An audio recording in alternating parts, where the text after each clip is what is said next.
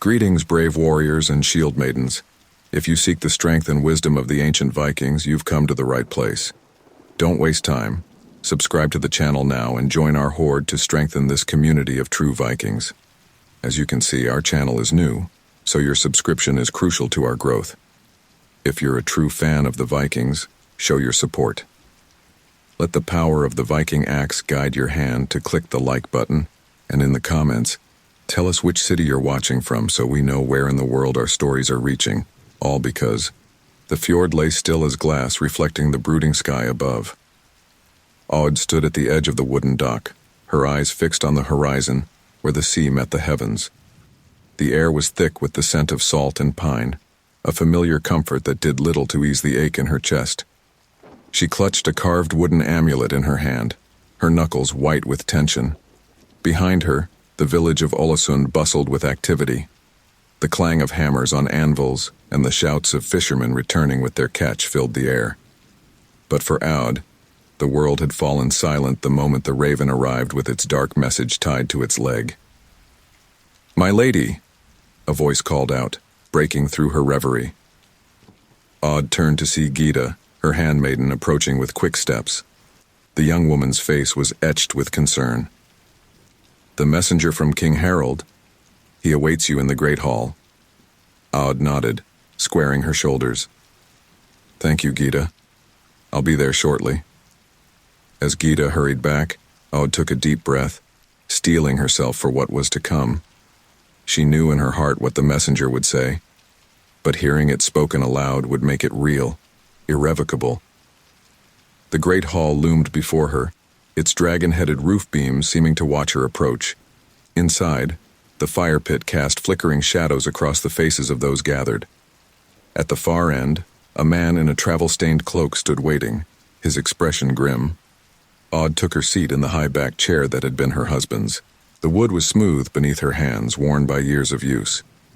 She nodded to the messenger. "Speak." The man bowed low. "My lady Aud, I bring word from King Harald Fairhair. Your husband, Olaf the White, King of Dublin, has fallen in battle against the forces of Constantine Thorn of Scotland."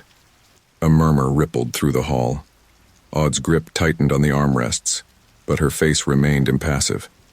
"How did he fall?" "With honor, my lady. He led the charge himself, his sword claiming many lives before." The messenger hesitated. "Before what?" Aud's voice was sharp as a blade. "Before an arrow found its mark. He died quickly, they say." Aud closed her eyes for a moment, allowing herself a brief instant of grief. When she opened them again, her gaze was steel. "And what of our son Thorstein? What word of him?" "Thorstein the Red lives, my lady.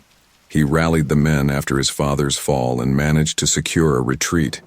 He sends word that he will return to Norway as soon as he can arrange safe passage." Relief washed over Aud, quickly followed by a surge of pride.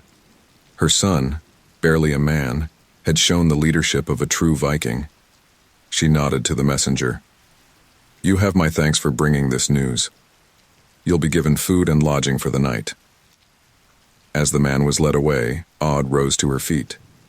The hall fell silent, all eyes upon her. "My husband, your king, has fallen. But we are not defeated. We are Norse, children of Odin, and we do not bow to fate. We forge our own destinies." A cheer went up from the gathered crowd, but Aud barely heard it. Her mind was already racing, calculating the challenges that lay ahead. Without Olaf, their hold on Dublin would be tenuous at best, and here in Norway, there would be those who would see a widow as easy prey.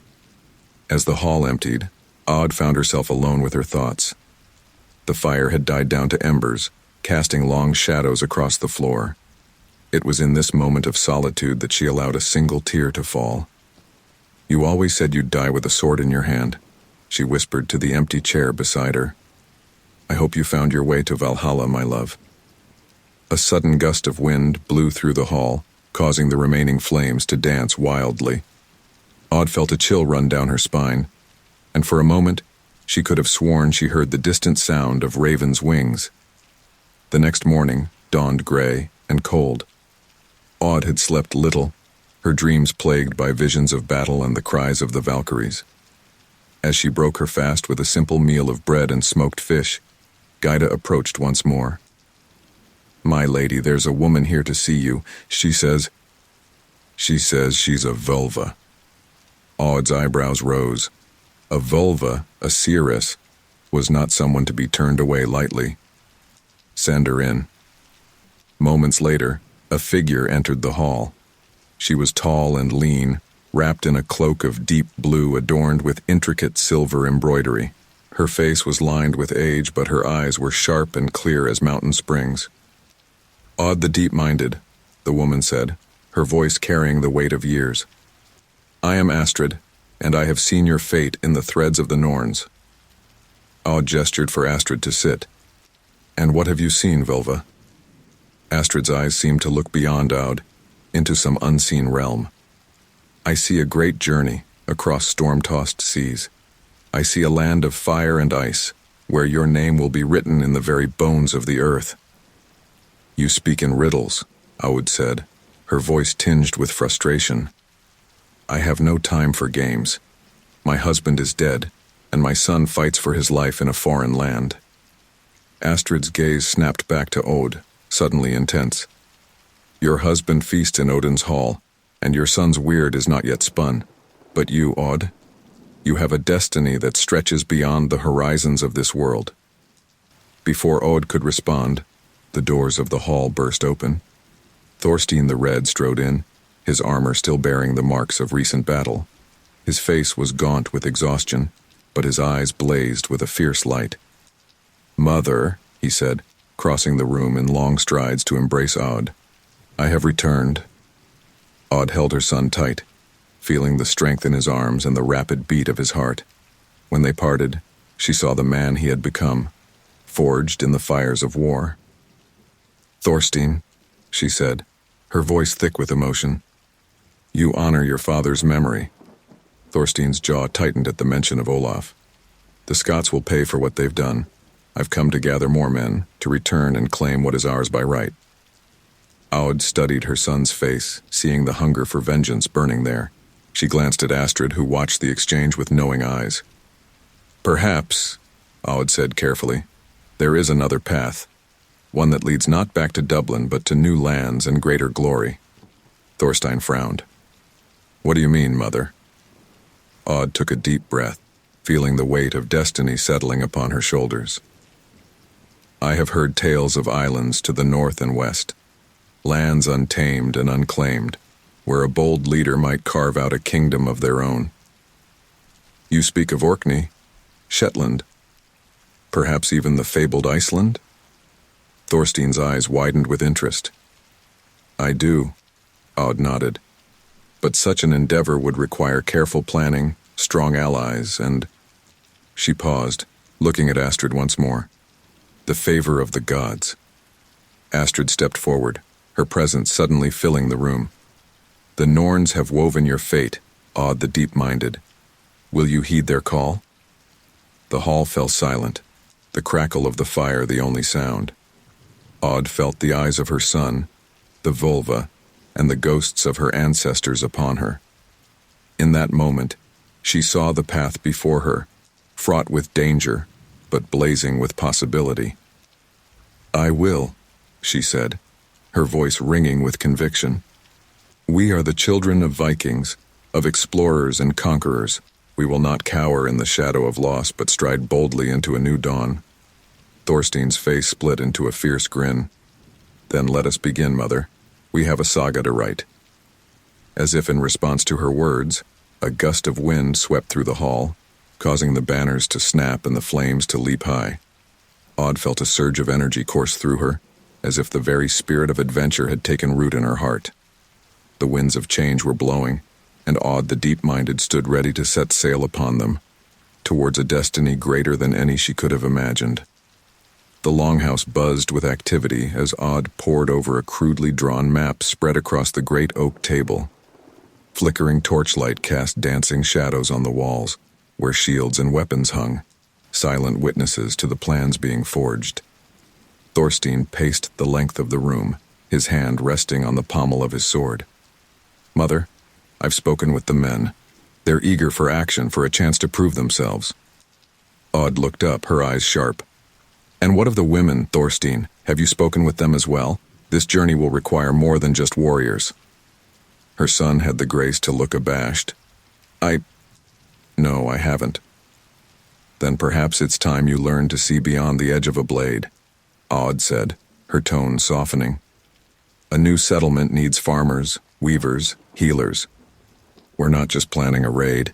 We're sowing the seeds of a new world." As if summoned by her words, Bjorn Ironside strode into the longhouse. His presence filled the room, a bear of a man with arms thick as tree trunks, and a beard that seemed to contain the very spirit of the wild.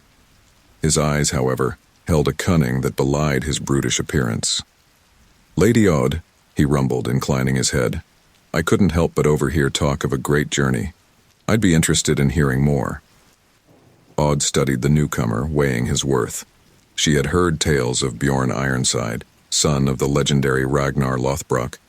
His reputation as a fierce warrior preceded him, but there was something in his gaze that spoke of hidden depths. "And what would you bring to such an endeavor, Bjorn Ironside?" Aud asked, her voice level. Bjorn's lips curled into a wolfish grin. "Besides my axe and my name, I bring knowledge of the northern seas, of lands your maps have yet to chart. And," he paused, his eyes glinting, "I bring a hunger for something more than mere plunder." Thorstein stepped forward, his hand tightening on his sword. "We don't need—" Aud held up a hand, silencing her son. "Speak plainly, Bjorn. What is it you seek?" The warrior's grin faded, replaced by a look of intensity. "Redemption, perhaps, or a chance to write my own saga, free from the shadow of my father's name." A moment of silence fell over the longhouse. Aud could feel the weight of destiny pressing down upon them all. Finally she nodded. "Very well, Bjorn Ironside. You may join us. But know this, on this journey all old debts are left behind. We sail as equals, forging a new future together." Bjorn clasped his fist to his chest in salute. "You have my word, Lady Aud. My axe and my life are yours to command." As the days passed, preparations for the great expedition intensified. The fjord echoed with the sound of hammers and saws as new ships were built and old ones repaired. The air was thick with the scent of pine tar and the excitement of impending adventure. Aud found herself at the center of a whirlwind of activity, overseeing every aspect of the planning. She negotiated with local jarls for supplies, pored over star charts with seasoned navigators, and listened to the counsel of wise women on what would be needed to sustain life in a new land. One evening, as the sun dipped low on the horizon, painting the sky in hues of fire, Aud stood at the edge of the fjord. The beauty of her homeland struck her anew, and for a moment, doubt crept into her heart. "Having second thoughts?" a voice asked from behind her. Aud turned to see Astrid the Vulva approaching. The seeress seemed to glide over the rocky shore, her staff tapping a rhythmic beat on the stones. "Not second thoughts," Aud replied, "but I wonder if I'm leading these people to their doom." Astrid's eyes seemed to glow in the fading light. "The path of greatness is never without risk," Aud the deep-minded. "But remember, the Norns have woven your fate. Trust in their design." Before Aud could respond, a commotion from the docks drew their attention. Shouts and the clash of metal rang out over the water. Without hesitation, Aud hitched up her skirts and ran towards the sound, Astrid following close behind. They arrived to find a scene of chaos. Two groups of men faced each other, weapons drawn. At the center of the conflict stood Thorstein and Bjorn, their faces contorted with rage. "Enough!" Aud's voice cut through the din like a blade. The fighting ceased immediately, all eyes turning to her. "What is the meaning of this?" Thorstein, his chest heaving, pointed an accusing finger at Bjorn. This berserker thinks he can command our men. He's trying to take control of the expedition." Bjorn's laugh was without humor. "I was merely offering my expertise on ship formation. Your son seems to think brute force alone will see us through the journey." Aud's gaze swept over the assembled men, noting the mix of shame and defiance on their faces. Is this how you plan to face the challenges that lie ahead? By fighting amongst yourselves before we've even left the shore? She stepped between Thorstein and Bjorn, her presence somehow dwarfing both larger men. If we are to succeed, we must work as one. There is no room for petty rivalries or wounded pride. Each of you has strengths the other lacks. Learn to see them, to use them, or stay behind. A tense silence followed her words. Then slowly, weapons were lowered and sheepish glances exchanged. Bjorn was the first to speak. Lady Odd speaks wisely. Thorstein, I apologize for my presumption. Perhaps we could discuss our strategies together? Thorstein hesitated for a moment, then nodded grudgingly. Aye, that would be acceptable. As the crowd dispersed, Odd felt a hand on her arm. She turned to see Astrid, a knowing smile on her weathered face. You see, the vulva said softly, this is why the Norns have chosen you. You have the strength to unite, to lead. The journey ahead will require all of that and more. Odd nodded, feeling the weight of responsibility settle more firmly on her shoulders. Then we'd best make sure we're prepared for whatever the gods throw our way. The next few weeks passed in a blur of activity. Ships were loaded with supplies, livestock was carefully selected and penned, and families said tearful goodbyes to those staying behind. Through it all, Aud was a constant presence, offering encouragement, settling disputes, and ensuring that every detail was accounted for. On the eve of their departure, Aud stood before the assembled expedition. The fjord was filled with ships, their dragon-headed prows pointing towards the open sea. Torches flickered in the gathering dusk, illuminating the faces of those who had chosen to follow her into the unknown. Tomorrow, we set sail for a new world, Aud began, her voice carrying across the hushed crowd. We leave behind the land of our ancestors, but we carry their spirit with us. In our hearts, in our hands, in the very timbers of our ships, we bear the legacy of our people. She paused, looking out over the sea of faces. She saw hope, fear, excitement, and determination reflected back at her. The journey ahead will not be easy. We will face storms, both in the sky and in our hearts. But remember this, we are the children of Vikings. The blood of explorers and conquerors runs in our veins. Whatever challenges lie ahead, we will meet them together. A cheer went up from the crowd, the sound echoing off the cliffs and across the water. Aud raised her hand, and silence fell once more. Now, go to your families. Hold them close, for when the sun rises, we sail into legend. As the gathering dispersed, Aud felt a presence at her side. Thorstein stood there, his face solemn in the fading light. You've done it, Mother, he said softly. You've given them hope, a purpose. Aud placed a hand on her son's cheek, feeling the rough stubble beneath her palm. We've done it, Thorstein. All of us. Together. Now the real test begins. As night fell, Aud retreated to her longhouse for one last night in the land of her birth. Sleep eluded her, her mind racing with plans and possibilities. In the darkest hour before dawn, she slipped out, making her way to the shore. The fjord was shrouded in mist, the ships looming like ghostly sentinels in the gloom. Aud waded into the icy water, feeling the bite of cold against her skin. She cupped her hands, lifting the water to her lips. Gods of my ancestors, she whispered, guide us on this journey. Odin, grant us wisdom. Thor, lend us your strength. Freya, bless us with your protection. As if in answer, a gust of wind swept down from the mountains, dispersing the mist. The first light of dawn broke over the horizon, painting the sky in shades of gold and rose. Aud stood, water dripping from her hands, and faced the new day. The seeds of ambition had been planted. Now it was time to watch them grow. The Scottish coast loomed before them, a jagged line of cliffs and mist-shrouded hills. Aud stood at the prow of her longship, the salt spray stinging her face as she gazed upon the land that had claimed her husband's life. Behind her, a fleet of dragon-headed ships cut through the choppy waters, their oars rising and falling in perfect rhythm. Thorstein approached, his hand resting on the hilt of his sword. "We'll make landfall within the hour, mother. The men are eager for battle." Odd turned to her son, noting the fire in his eyes. "Remember, Thorstein, we're here to establish a foothold, not to wage senseless war. Your father's death will be avenged, but not at the cost of our greater ambitions." Thorstein's jaw clenched, but he nodded. "As you say. But the men will follow your lead," Odd interrupted, her voice firm. "Show them the wisdom of restraint and they will respect you all the more for it."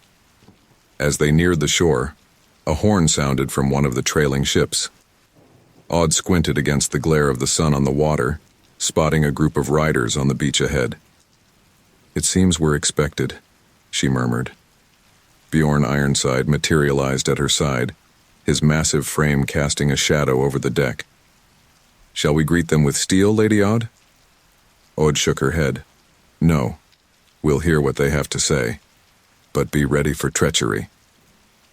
The longships ground against the pebbly shore, and Aud was the first to leap into the shallow water. She strode forward, flanked by Thorstein and Bjorn, to meet the mounted party. A man with a shock of red hair and a beard streaked with gray urged his horse forward. "I am Aidan MacGabrain, King of Dal Riata. Who leads this Norse host?" Odd stepped forward, her chin held high. "I am Odd, widow of Olaf the White, mother of Thorstein the Red. We come to claim what is ours by right of conquest." Aidan's eyebrows rose. "A woman leads this army? These are strange times indeed." "Strange times call for bold action," Odd replied, her voice carrying across the beach. "We seek no quarrel with Dalriata, King Aidan. Our dispute is with the Picts who slew my husband." The Scottish king stroked his beard, considering. "The Picts are no friends of ours, it's true. But neither can I allow a Viking army to rampage across our lands unchecked." Thorstein bristled, his hand tightening on his sword, but Odd placed a calming hand on his arm. "Perhaps," she said, her mind working quickly, "we can come to an arrangement that benefits us both." As negotiations began, the rest of the fleet made landfall. Tents were erected, fires lit, and the air filled with the sounds of an army making camp. Odd and Aidan retreated to a hastily constructed pavilion to continue their talks, leaving Thorstein and Bjorn to oversee the men. Hours passed, and the sun was low on the horizon when Odd emerged, her face etched with fatigue but her eyes gleaming with triumph. "We have an accord," she announced to her waiting captains. "King Aidan will grant us leave to settle the Northern Isles and raid Pictish territories. In exchange, we'll provide military support against his enemies and a share of any plunder we take." A cheer went up from the assembled warriors, but Thorstein's face was troubled. "You trust the word of this Gael, mother?" Odd's smile was sharp. "Trust, but verify. We'll send envoys to his court and keep a close watch on his movements. For now, this alliance serves our purposes." As night fell, the camp came alive with celebration. Ale flowed freely, and skalds began to compose verses commemorating their bloodless victory. Aud, however, found no joy in the revelry. She slipped away from the firelight, making her way to a secluded spot on the beach. The moon hung low over the water, casting a silvery path across the waves. Aud closed her eyes, listening to the rhythm of the sea. "You carry a heavy burden, Aud the deep-minded," a familiar voice said. Aud turned to see Astrid emerging from the shadows, her staff tapping softly on the sand. "Astrid," Aud acknowledged with a nod. "I didn't expect to see you here." The vulva's smile was enigmatic. "The threads of fate led me to this shore. I have seen portents, Aud. Great changes are coming." A chill ran down Aud's spine that had nothing to do with the night air. "What have you seen?" Astrid's eyes seemed to glow in the moonlight. "I see a crown of blood and a throne of bones. I see a battle that will shake the very foundations of this land. And I see you, Aud, standing at the center of the storm." Before Aud could respond, a commotion erupted from the camp. Shouts and the clash of steel shattered the night's peace. Without hesitation, Odd hitched up her skirts and ran towards the sound, Astrid following close behind. They arrived to find chaos. A group of Pictish warriors had somehow infiltrated the camp, catching the celebrating Vikings off guard.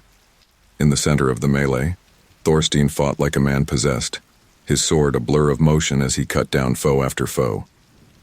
Bjorn Ironside stood back to back with Thorstein, his massive axe cleaving through shields and armor alike. "For Odin!" he roared, his voice carrying over the din of battle. Odd's mind raced. How had the Picts known they were here? Had Aiden betrayed them already? She grabbed a fallen warrior's sword, ready to join the fray, but Astrid's hand on her arm stopped her.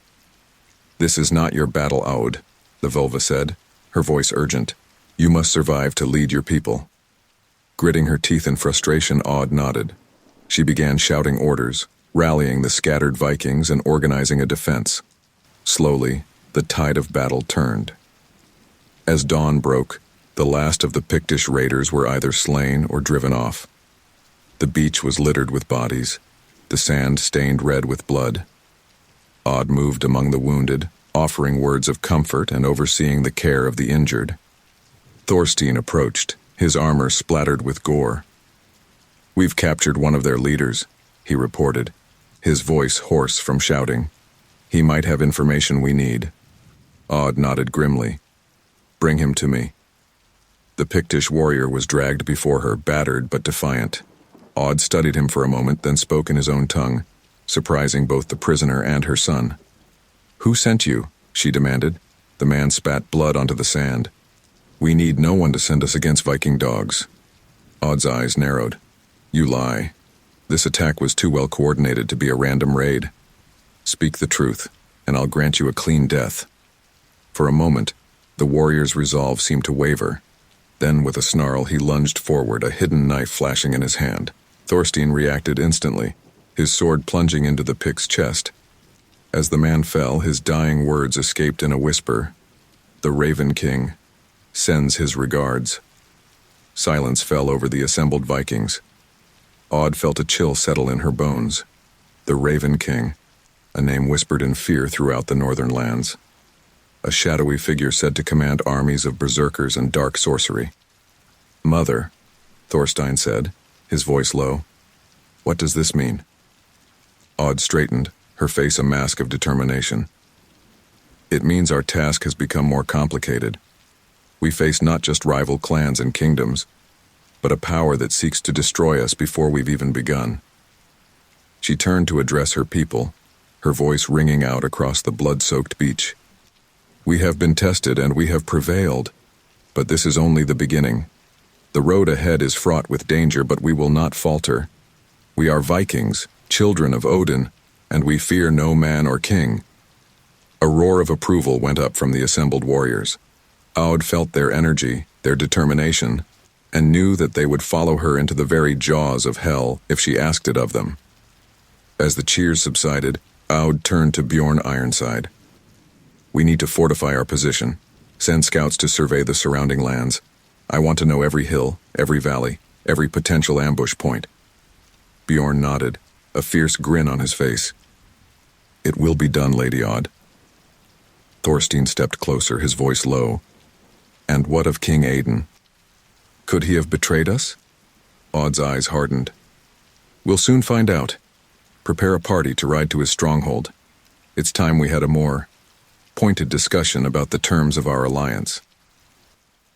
As her people set about their tasks, Odd stood alone on the blood-stained shore.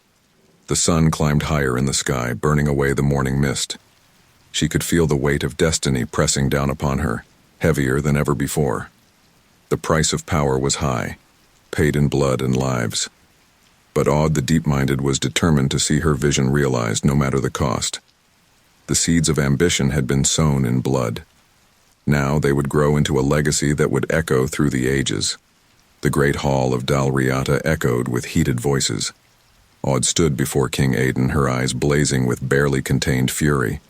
The journey to the king's stronghold had been swift and tense, with every shadow on the road a potential threat. "You dare accuse me of treachery?" Aiden's face was flushed with anger. "I, who welcomed you to these shores, Odd's voice was cold as ice. Welcome us, you did. Yet barely had we made camp when Pictish raiders struck. Explain that, King Aidan. The Scottish king's hand tightened on the arm of his throne. The ways of the Picts are not known to me. Perhaps they have spies. Or perhaps, Thorstein interjected, stepping forward, you play both sides, hoping to weaken us and the Picts alike. A tense silence fell over the hall. Odd could feel the weight of many eyes upon them, Aidan's thanes, her own warriors, and the ever-watchful Bjorn Ironside, his hand never far from his axe. Aidan rose slowly from his seat, his voice low and dangerous. You come into my hall, eat my food, and then accuse me of betrayal?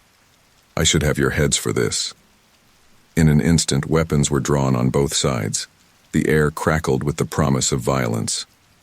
Odd raised her hand, and her people stilled, though their eyes remained wary. Peace, she said, her voice carrying across the hall. We did not come here for bloodshed, King Aidan. We came for truth. She stepped closer to the throne, her gaze locked with the king's. If you are not behind the attack, then we face a common enemy. The dying words of a Pictish warrior spoke of a Raven King. What do you know of this? Aidan's face paled visibly. He sank back into his throne, suddenly looking older and wearier. The Raven King, he muttered. A name I had hoped never to hear again. Odd pressed her advantage. Tell us what you know, and we can face this threat together. The king was silent for a long moment, then nodded to his thanes. Leave us, all of you. As the hall emptied, save for Aud, Thorstein, and Bjorn, Aidan spoke in a low voice. The Raven King is no mere warlord. He is a shadow that has haunted these lands for generations. Some say he is immortal, a sorcerer who feeds on the blood of his enemies to maintain his power. Thorstein scoffed. Superstitious nonsense. But Odd held up a hand, silencing her son. Go on, she urged Aidan. The king's eyes were distant, as if seeing horrors from long ago. I faced him once in my youth. We thought we had him cornered, our alliance of Gaels and Picts. But when we breached his fortress, Aidan shuddered. The things we saw there, the rituals, the sacrifices, it was as if hell itself had opened its gates. Bjorn stepped forward, his voice gruff. And yet you lived to tell the tale. Aidan nodded grimly. At great cost. We drove him back deep into the northern wastes. I had thought, hoped, that was the end of it. Odd's mind raced, piecing together the implications. And now he returns, seeing our arrival as a threat to his power. Or an opportunity, Thorstein added. Fresh blood for his dark rituals. A heavy silence fell over the hall. Odd could feel the weight of this new knowledge settling on her shoulders.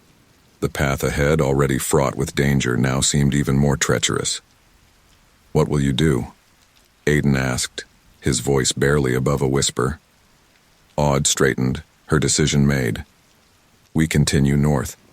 Our destiny lies beyond these shores in lands yet unclaimed. But we go with open eyes, ready for whatever darkness may stand in our way. She turned to the king, her voice firm. And you, Aidan McAbrain, will you honor our alliance? The king met her gaze, and something like respect flickered in his eyes.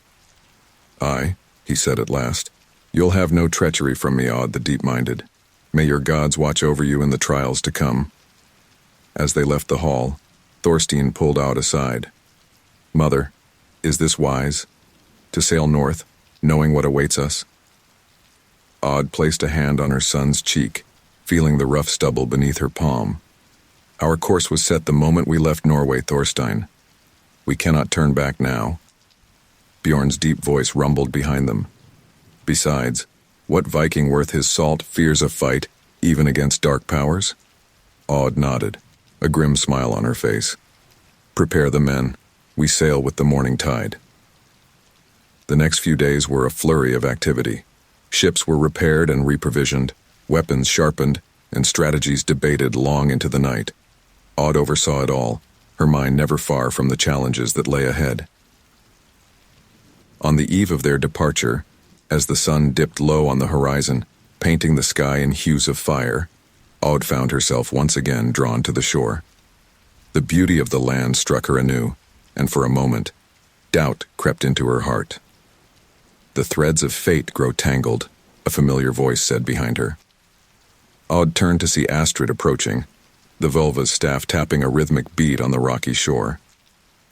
"Astrid," Aud acknowledged. "Have you seen more in your visions?" The seeress's eyes seemed to glow in the fading light. "The future is shrouded in mist," Aud the deep-minded, "but I see a great ship, unlike any built by mortal hands, and I see you standing at its helm, guiding your people through storm and shadow." Aud frowned. "Speak plainly, Volva. What does this mean?" Astrid's smile was enigmatic. "It means that your journey is far from over. The North calls to you, Aud. It is there that your true destiny awaits." Before Aud could press for more, a commotion from the camp drew their attention. Shouts and the clash of metal rang out over the evening air. Without hesitation, Aud hitched up her skirts and ran towards the sound, Astrid following close behind. They arrived to find a scene of controlled chaos. At the center of a ring of onlookers, Thorstein and Bjorn faced each other, weapons in hand. Their blades clashed in a deadly dance, neither man giving ground. "Enough!" Aud's voice cut through the din like a blade. The fighting ceased immediately, all eyes turning to her. "What is the meaning of this?" Thorstein, his chest heaving, pointed his sword at Bjorn. This berserker thinks he knows better than me how to lead our warriors against the Raven King." Bjorn's laugh was without humor.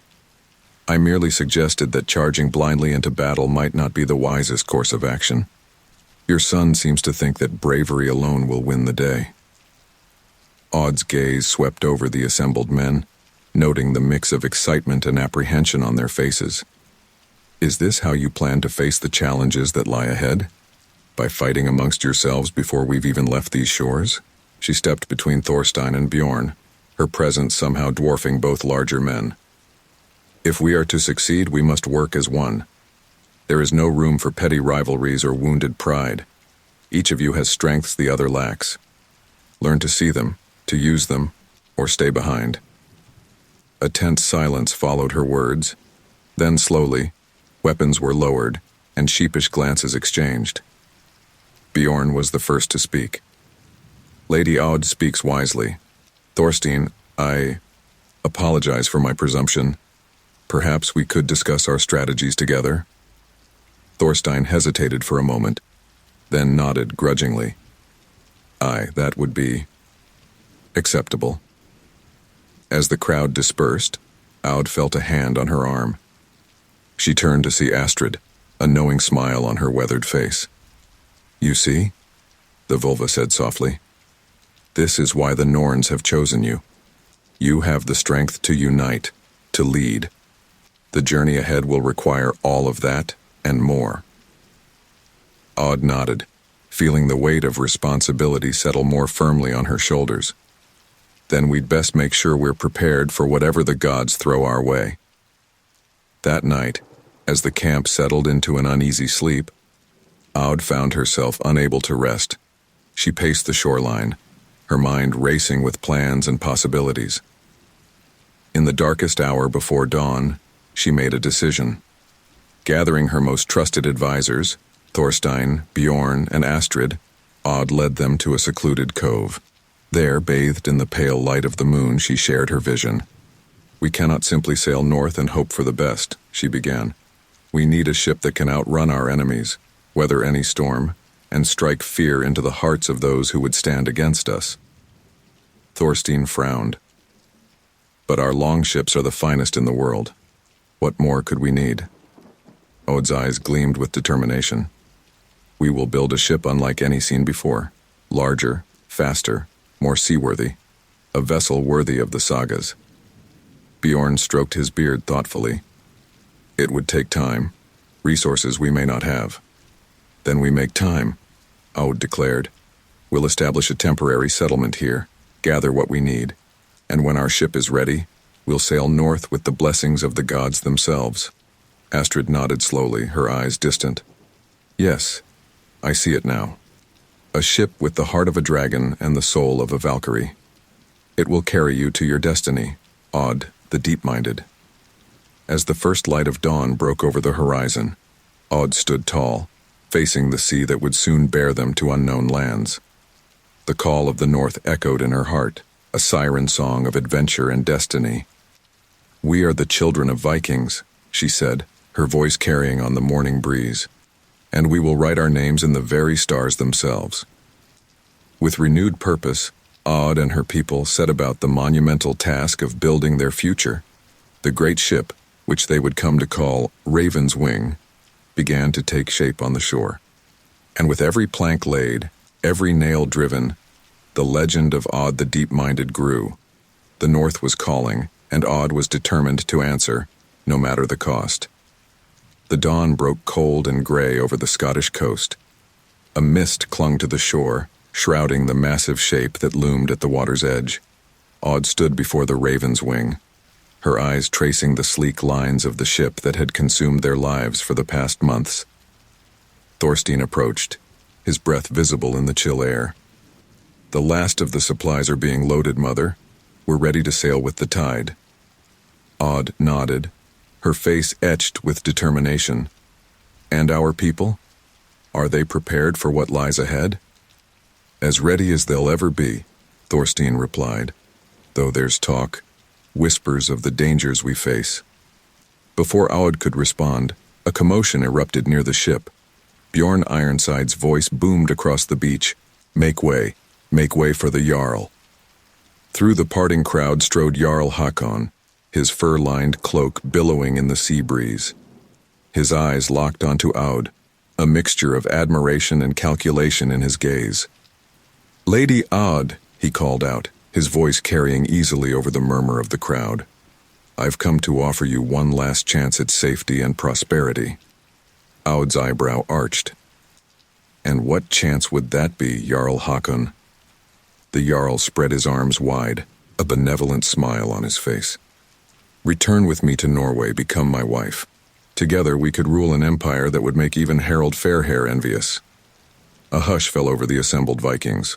All eyes turned to Aud, waiting for her response. She could feel the weight of their expectations, their fears, and their hopes.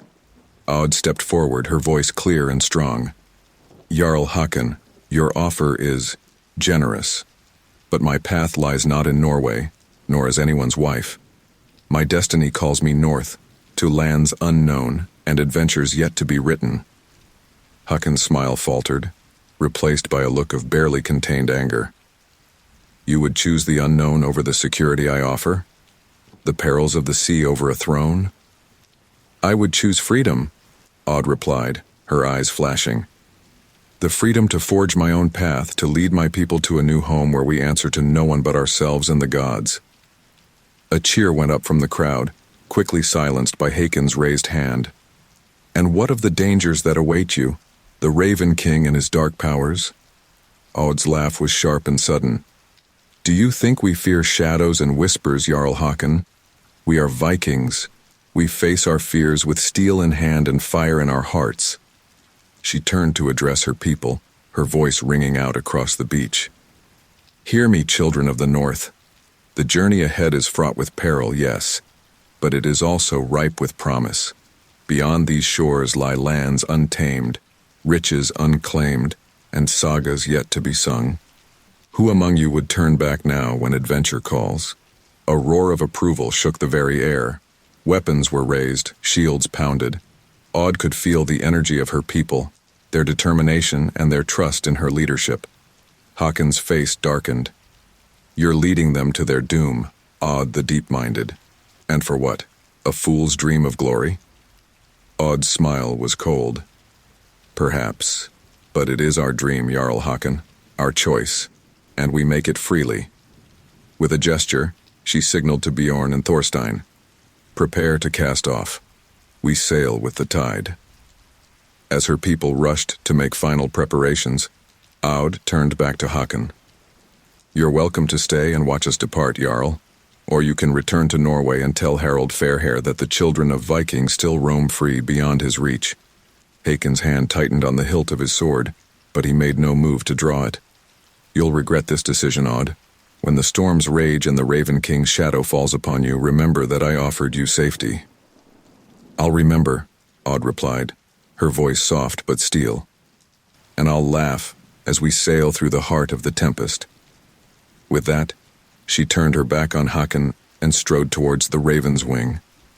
The massive ship creaked and groaned as it was pushed into the water, its dragon-headed prow seeming to come alive in the misty morning light.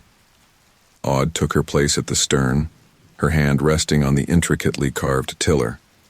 She could feel the pulse of the ship beneath her feet, the promise of adventure thrumming through its timbers. "Raise the sail," she commanded. "Set course north-northwest." The great square sail unfurled, catching the wind with a snap that echoed across the water. Slowly at first, then with gathering speed, the Raven's Wing began to move. On the shore, Jarl Hakon watched with a mixture of anger and grudging admiration as the fleet of ships followed Aud's lead. Soon, they were nothing more than specks on the horizon, swallowed by the mists of the northern sea. Days turned into weeks as the fleet sailed ever northward. The weather grew colder, the seas rougher. Aud stood at the helm of the Raven's Wing, her eyes constantly scanning the horizon for any sign of land or threat. Thorstein approached, his face grim. "Mother, the men are growing restless. We've been at sea for weeks with no sight of land. And the stories, the tales of the Raven King grow darker with each passing day." Aud nodded, understanding the weight of her son's words. "Gather the ship captains. It's time we address these fears head-on." As the sun began to set, casting long shadows across the deck, the leaders of the expedition assembled on the Raven's Wing. Aud could see the weariness in their eyes, the doubt that had begun to creep into their hearts. "I know the journey has been long," she began, her voice carrying over the sound of wind and waves. "I know you fear what lies ahead. But I ask you to remember why we set out on this voyage. We seek not just new lands, but a new beginning, a chance to write our own sagas, free from the constraints of kings and jarls." Bjorn Ironside stepped forward, his massive frame seeming to loom larger in the fading light. "Aye, and what of the Raven King? The men speak of dark magic, of ships swallowed whole by shadows." Aud met his gaze steadily. "We've faced storms and sea monsters, Bjorn. We've battled Picts and weathered the wrath of jarls. What is one more challenge to the children of Vikings?" A murmur of agreement rippled through the assembled leaders, but doubt still lingered in some eyes. Suddenly, a cry came from the crow's nest. "Ship ahead, a ship unlike any I've ever seen." All eyes turned to the horizon. There, barely visible in the gathering gloom, was a shape that seemed to defy description. It was a ship, yes, but one that appeared to be made of shadows and mist, its sails black as night. "The Naglfar," someone whispered, fear evident in their voice. "The ship of the dead come to claim us all." Panic began to spread among the crew, but Aud's voice cut through the chaos like a blade. "Hold fast. We are not dead yet. And I'll be damned if we let some phantom ship send us running like frightened children."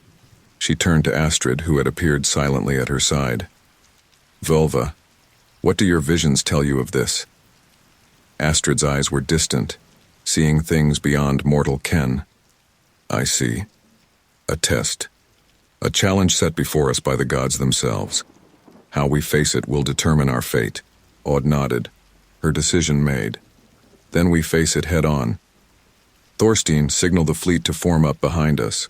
Bjorn, ready the men for battle.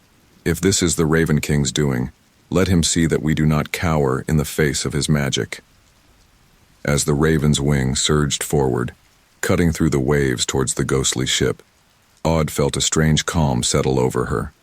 This was what they had prepared for, what all their trials had led to. The phantom ship loomed larger, its details becoming clearer as they approached.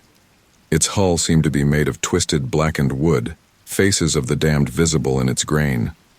The sails were tattered and dark, moving in a wind that didn't touch the waters around it. "Steady!" Aud called out, her voice carrying across the suddenly still air. "Whatever comes, we face it together." As they drew alongside the Naglfar, an eerie silence fell over both ships. Then, without warning, a figure appeared on the deck of the ghost ship, tall and gaunt, wrapped in a cloak of raven feathers, its face hidden in the shadows of a deep hood. Aud the deep-minded, the figure spoke, its voice like the whisper of a dying wind. "You have sailed far from your home. What brings you to these cursed waters?" Aud stepped to the rail of the Raven's Wing, her voice strong and clear. "We seek a new home, beyond the reach of tyrants and would-be kings. And who are you to stand in our way?" The figure's laugh was like the cracking of ice. "I am the one who decides who passes and who becomes part of my eternal crew. Many have tried to sail these waters. All have failed. We are not like the others," Aud replied, her hand resting on the hilt of her sword. "We are the children of Vikings, and we fear neither death nor dark magic." The hooded figure seemed to consider her words. Brave words awed the deep-minded. But are they more than just that? Are you willing to prove your worth? Aud's eyes narrowed. "Name your challenge, Spectre. We will meet it." "Very well," the figure said, raising a skeletal hand. "3 trials you must face. Survive them, and the way north will be open to you. Fail, and your ships and souls are mine for eternity." A chill ran down Aud's spine, but her voice remained steady. "We accept your challenge. Let the trials begin." As if in response to her words, the sea began to churn, dark clouds gathering overhead. The Naglfar seemed to dissolve into mist, leaving the Raven's Wing and its fleet alone to face whatever horrors the northern seas had in store for them. Aud turned to her people, her eyes blazing with determination. "Prepare yourselves. The true test of our mettle begins now. But remember this, we are Vikings, and our sagas will be sung in the halls of Valhalla." A cheer went up from the crew, drowning out the howling wind. As the first massive wave crashed over the bow, Aud gripped the tiller tightly, her mind already racing with plans and strategies.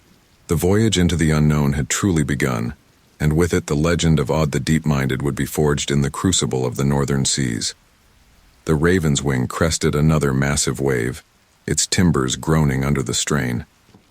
Aud stood at the helm, her hands white-knuckled on the tiller, her eyes fixed on the horizon. For 3 days and nights, they had battled the fury of the northern seas, facing challenges that seemed to defy the very laws of nature. "Mother," Thorstein's voice barely carried over the howling wind. "The men can't take much more of this." Aud gritted her teeth, feeling the exhaustion that threatened to overwhelm her. "We've come too far to turn back now," she shouted. "Tell them to hold fast. The gods won't abandon us." As if in answer to her words, a bolt of lightning split the sky, illuminating a sight that made Aud's heart leap. There, through a break in the storm clouds, she saw it. Land. "There!" she cried, pointing with one hand while keeping the other firmly on the tiller. "Land ho!"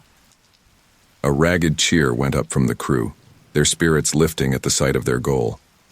But Aud's elation was short-lived. As they drew closer, she could see that the shoreline was treacherous, lined with jagged rocks and pounded by fierce waves. Bjorn Ironside appeared at her side, his massive frame braced against the rolling deck. "It's a death trap," he growled. "We'll be dashed to pieces if we try to land there." Aud's mind raced, weighing their options. They couldn't turn back, not after coming so far. But to press on meant risking everything. Suddenly Astrid's voice cut through the chaos. The Volva stood at the prow of the ship, her staff raised high, her eyes glowing with an otherworldly light. "There!" she cried, pointing to a narrow gap in the rocks. "The way is open, but only for a moment."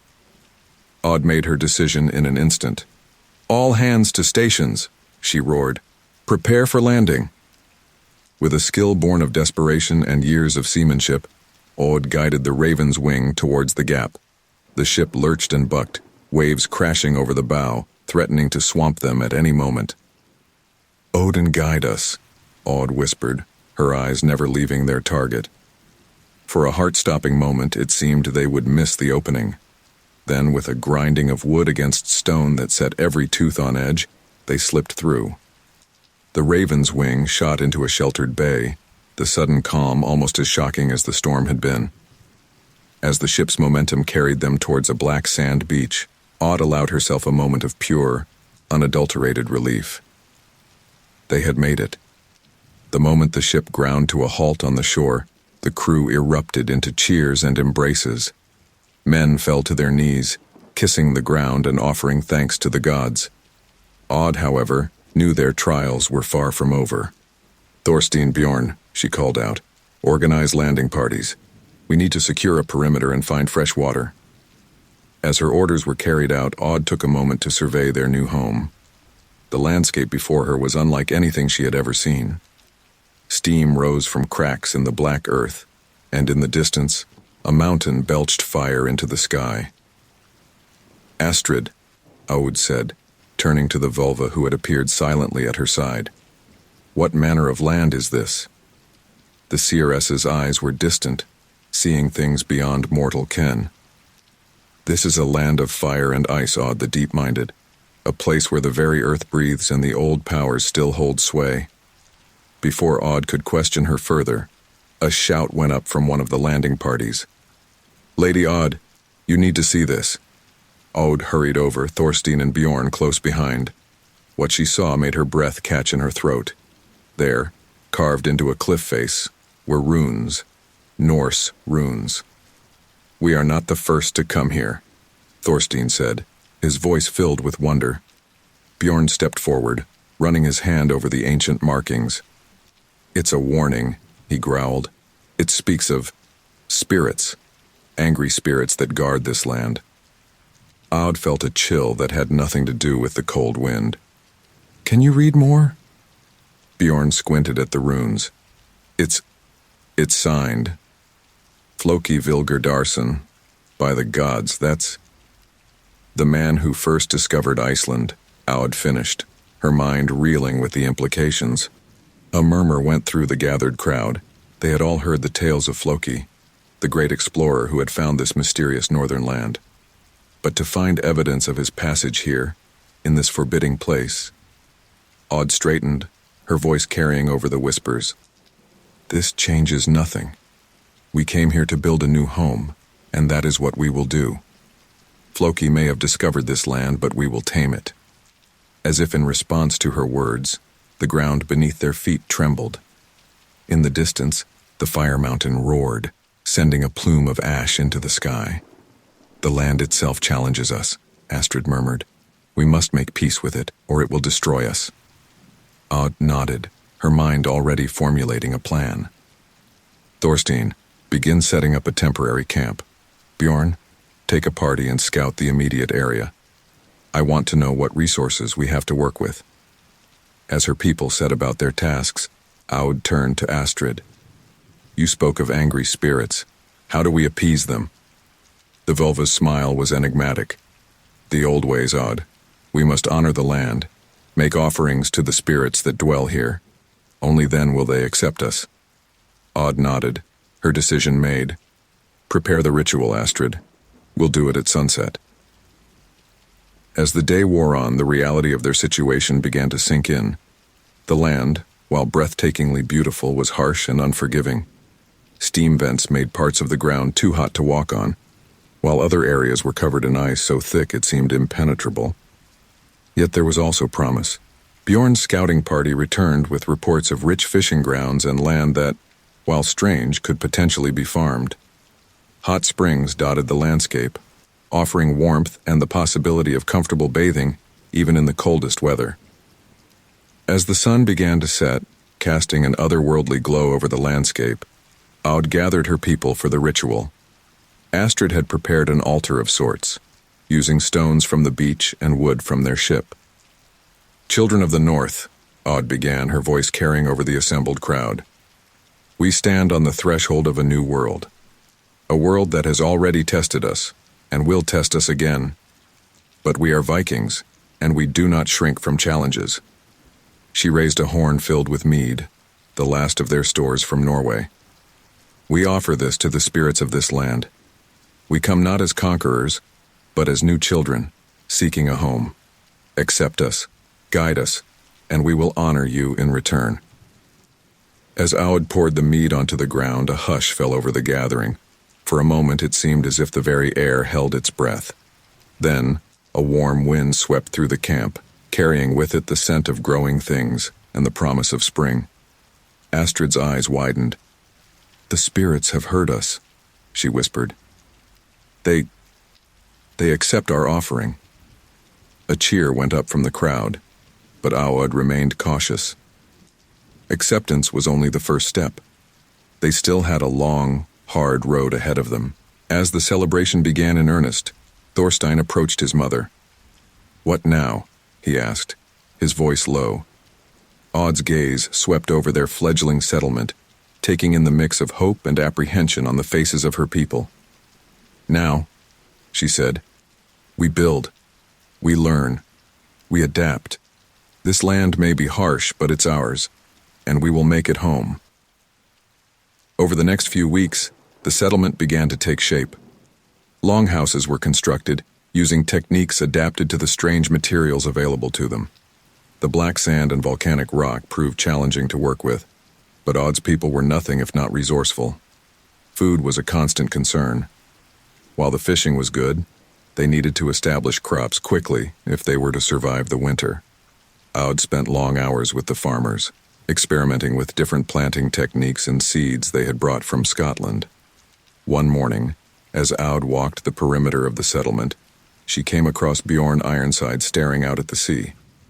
His face was troubled, his usual bravado absent. "What weighs on your mind, Bjorn?" she asked, coming to stand beside him. The warrior was silent for a long moment before speaking. "This land, it's not like anything we've known before. The men whisper that we've sailed beyond the edge of the world, that we're in the realm of giants and monsters." Aud nodded, understanding his concerns. "And what do you think?" Bjorn turned to her, his eyes searching her face. I think that if anyone can forge a life here, it's you, Aud the deep-minded. But I fear the cost may be high." Aud placed a hand on his arm, feeling the tension in his muscles. "All great sagas come at a cost, Bjorn. But we write this one together, and together we will face whatever challenges come our way." As if to punctuate her words, a distant rumble shook the ground.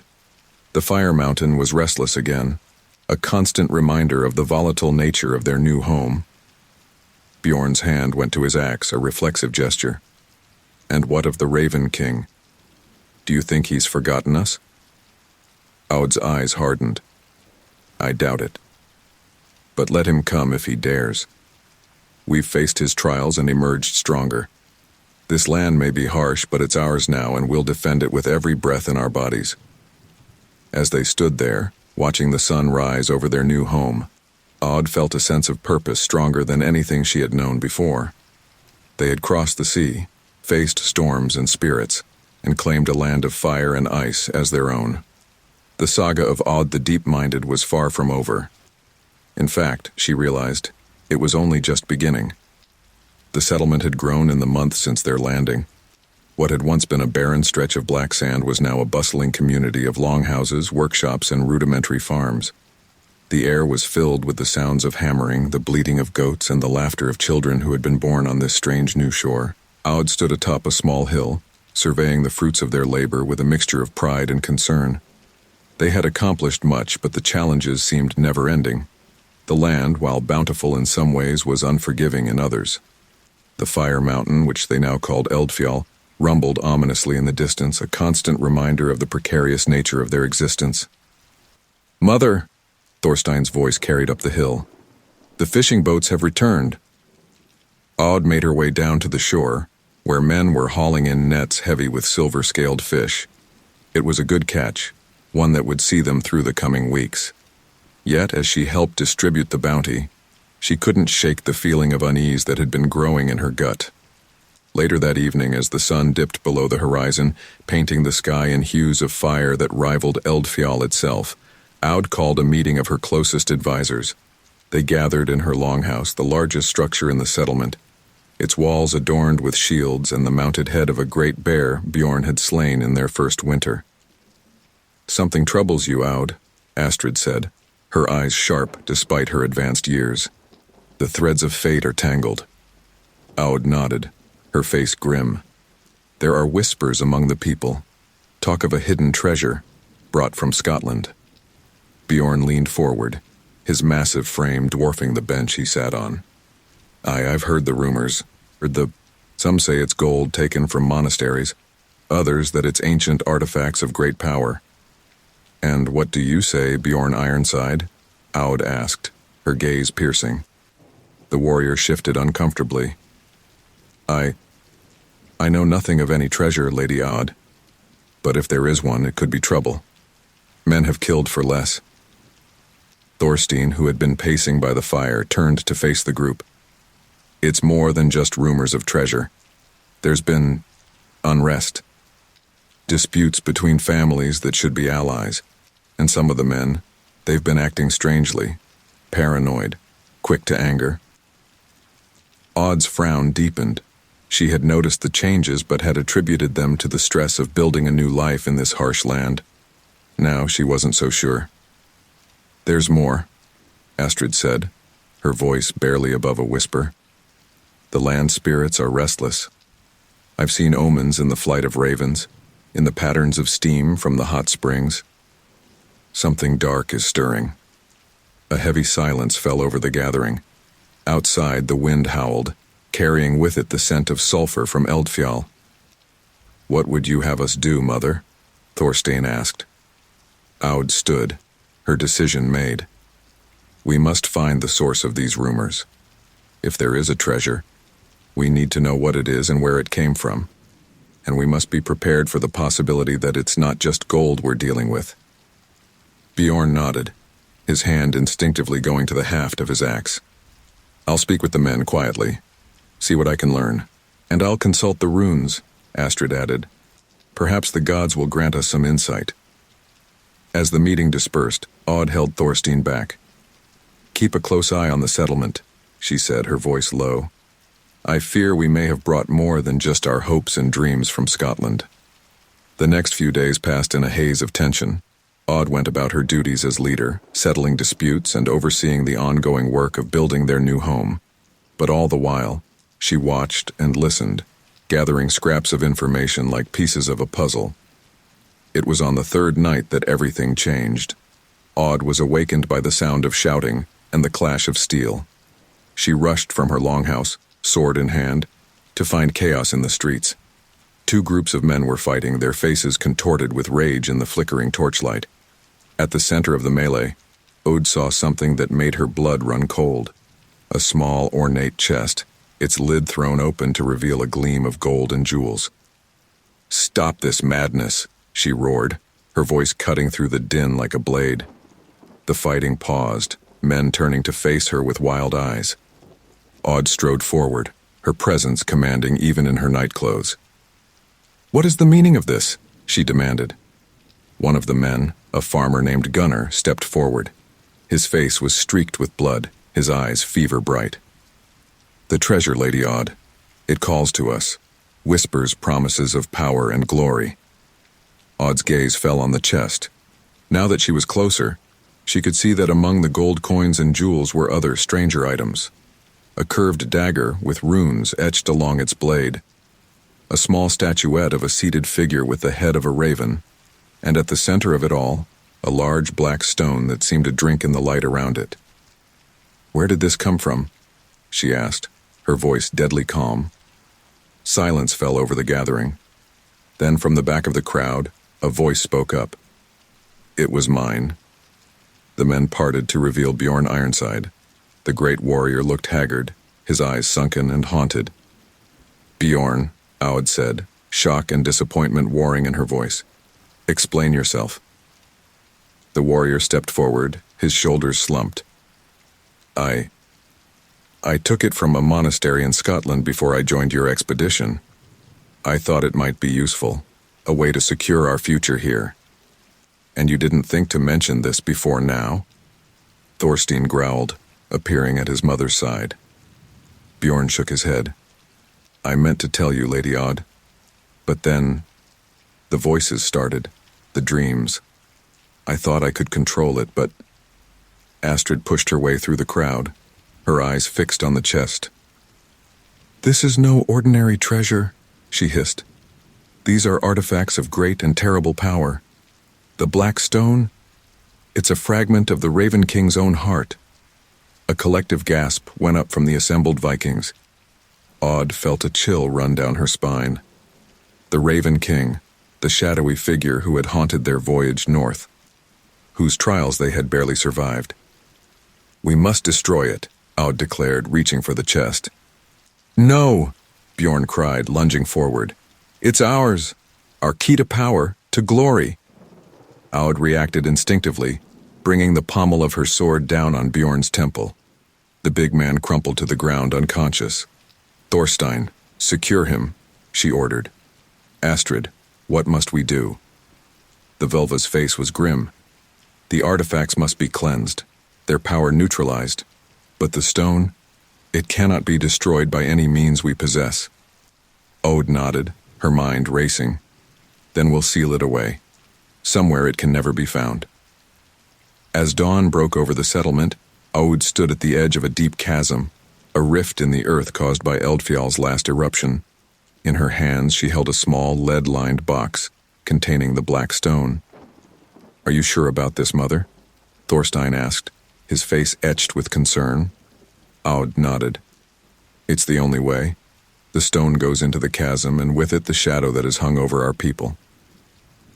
With a final prayer to the gods, Ode hurled the box into the abyss. They watched as it tumbled end over end, growing smaller and smaller until it vanished into the darkness below. As they turned back towards the settlement, Ode felt a weight lift from her shoulders, but she knew their trials were far from over. The Raven King was still out there, and now he had reason to seek vengeance. What of Bjorn? Thorstein asked as they walked. Ode sighed, feeling the weight of leadership heavy upon her. He will face judgment before the thing. His fate will be decided by our laws and customs. As they crested the hill overlooking their home, Ode paused, taking in the sight of the bustling settlement below. They had overcome so much, faced challenges that would have broken lesser people. And yet, here they stood, on the cusp of a new era. We've weathered this storm, she said, her voice filled with determination, and we'll weather whatever comes next. For we are the children of Vikings, and our saga is far from over. The sun rose higher, burning away the morning mist and illuminating the land of fire and ice they now called home. Ode the deep-minded squared her shoulders and strode forward, ready to face whatever shadows the future might hold. The morning mist clung to the shores of Breida Fjord, shrouding the settlement in an ethereal veil. Ode stood at the edge of the water, her eyes scanning the horizon. The calm was eerie, almost unnatural, and it set her nerves on edge. Mother, Thorstein's voice broke through her reverie. The scouts have returned. Ode turned to face her son, noting the grim set of his jaw. What news? Thorstein's hand tightened on the hilt of his sword. It's as we feared. Jarl Hakon's fleet has been spotted. They'll be upon us by midday. A chill ran down Ode's spine, but her face remained impassive. How many ships? At least 20 longships, each bristling with warriors. Ode nodded, her mind already racing with strategies and contingencies. Gather the council. We have little time to prepare. As Thorstein hurried off, Ode cast one last glance at the peaceful fjord. Soon, these waters would run red with blood. The battle for their new home was about to begin. In the great hall, tension hung thick in the air as Ode addressed her most trusted advisors.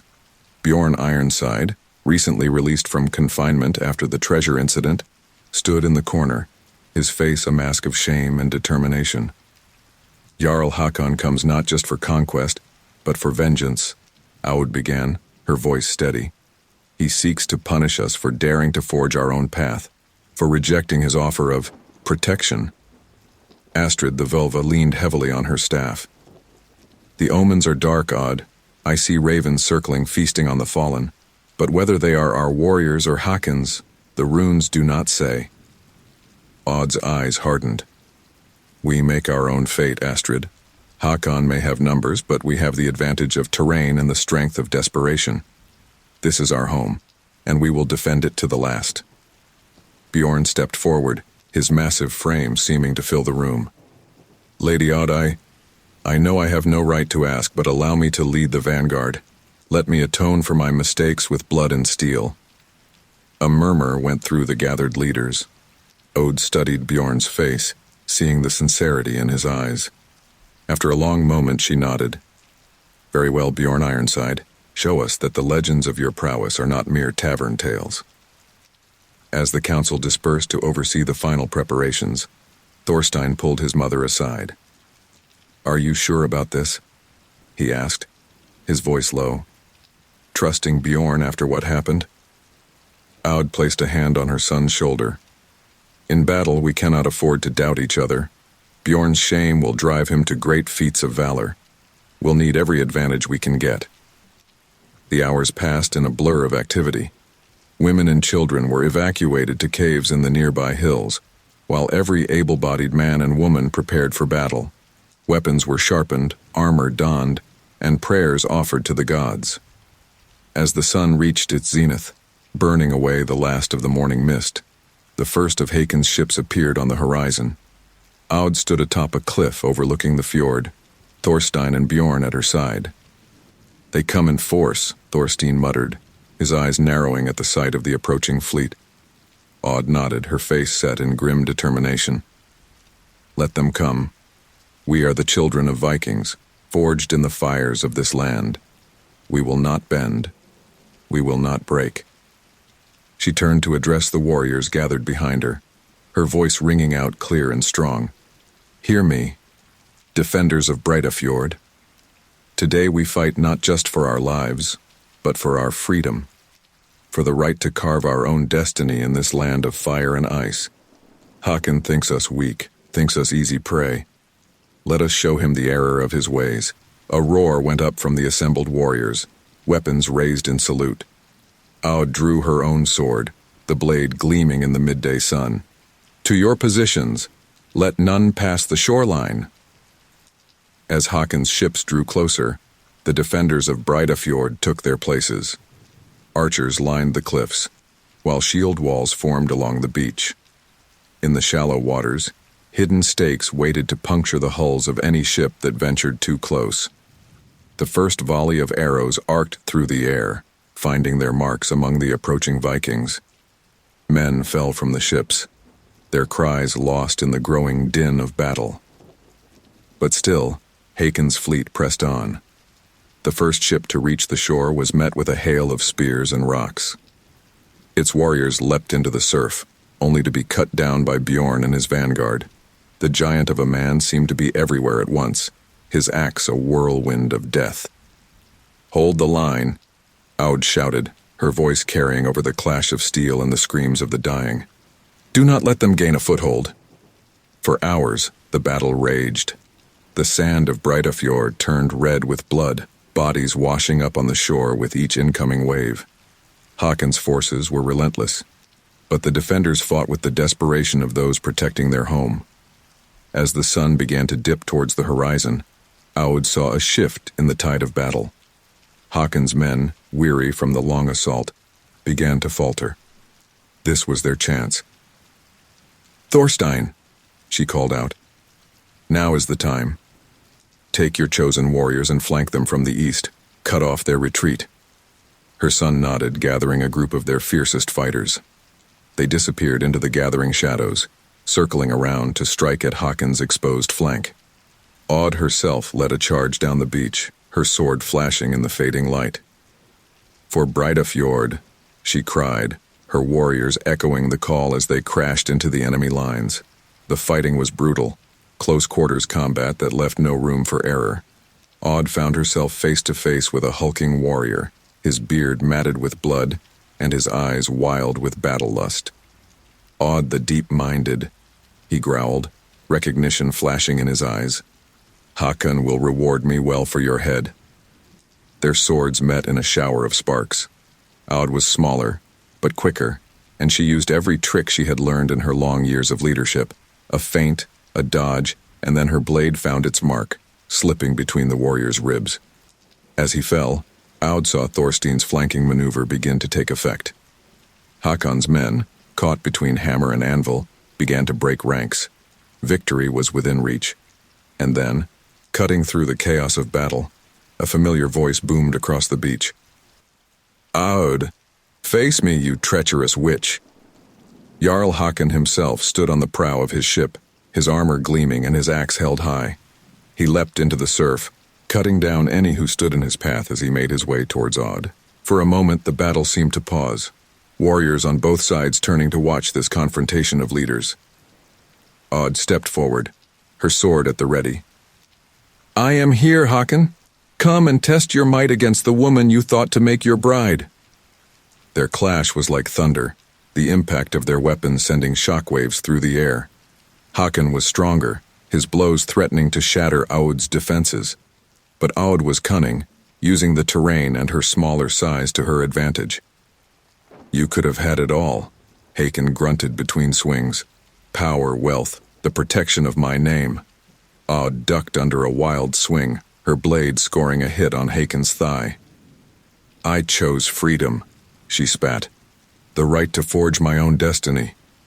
Their dance of death continued, each searching for an opening, a moment of weakness. Blood and sweat stung Aud's eyes, her arms burning with fatigue. But she refused to yield, refused to let her people down. In the end, it was Hakon's arrogance that was his undoing. Certain of his victory, he overextended on a powerful swing. Aud saw her chance and took it, her sword finding the gap between his armor plates. Hakon's eyes widened in shock as Aud's blade sank deep into his chest. He stumbled, his axe falling from nerveless fingers. "How?" he gasped, blood bubbling at his lips. "How could a woman—" "I am Aud the deep-minded," she said, her voice cold as ice. "Remember that name in the halls of Valhalla." With a final twist of her sword, Aud ended Jarl Hakon's life. As he fell, a hush swept over the battlefield. Then, with a roar that shook the very cliffs, the defenders of Breidafjord surged forward, routing what remained of Hakon's forces. As the last of the enemy's ships retreated into the gathering darkness, Aud stood on the blood-soaked beach, surveying the aftermath of battle. The cost had been high, too high, but they had won. Breidafjord was theirs, now and forever. Thorstein approached, his armor dented and bloodied. "It's over, Mother. We've won." Aud nodded, feeling the weight of victory and loss settle on her shoulders.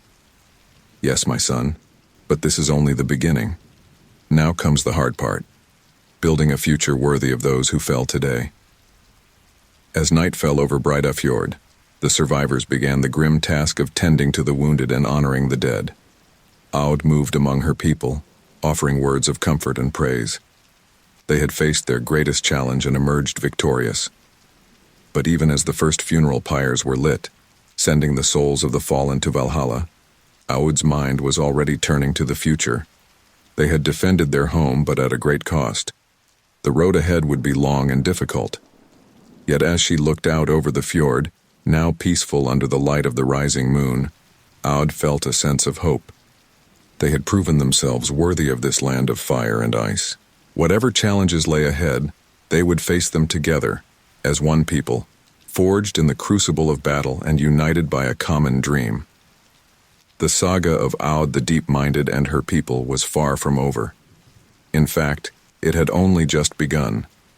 The scent of smoke still lingered in the air of Breidafjord, a grim reminder of the pyres that had burned for days after the great battle.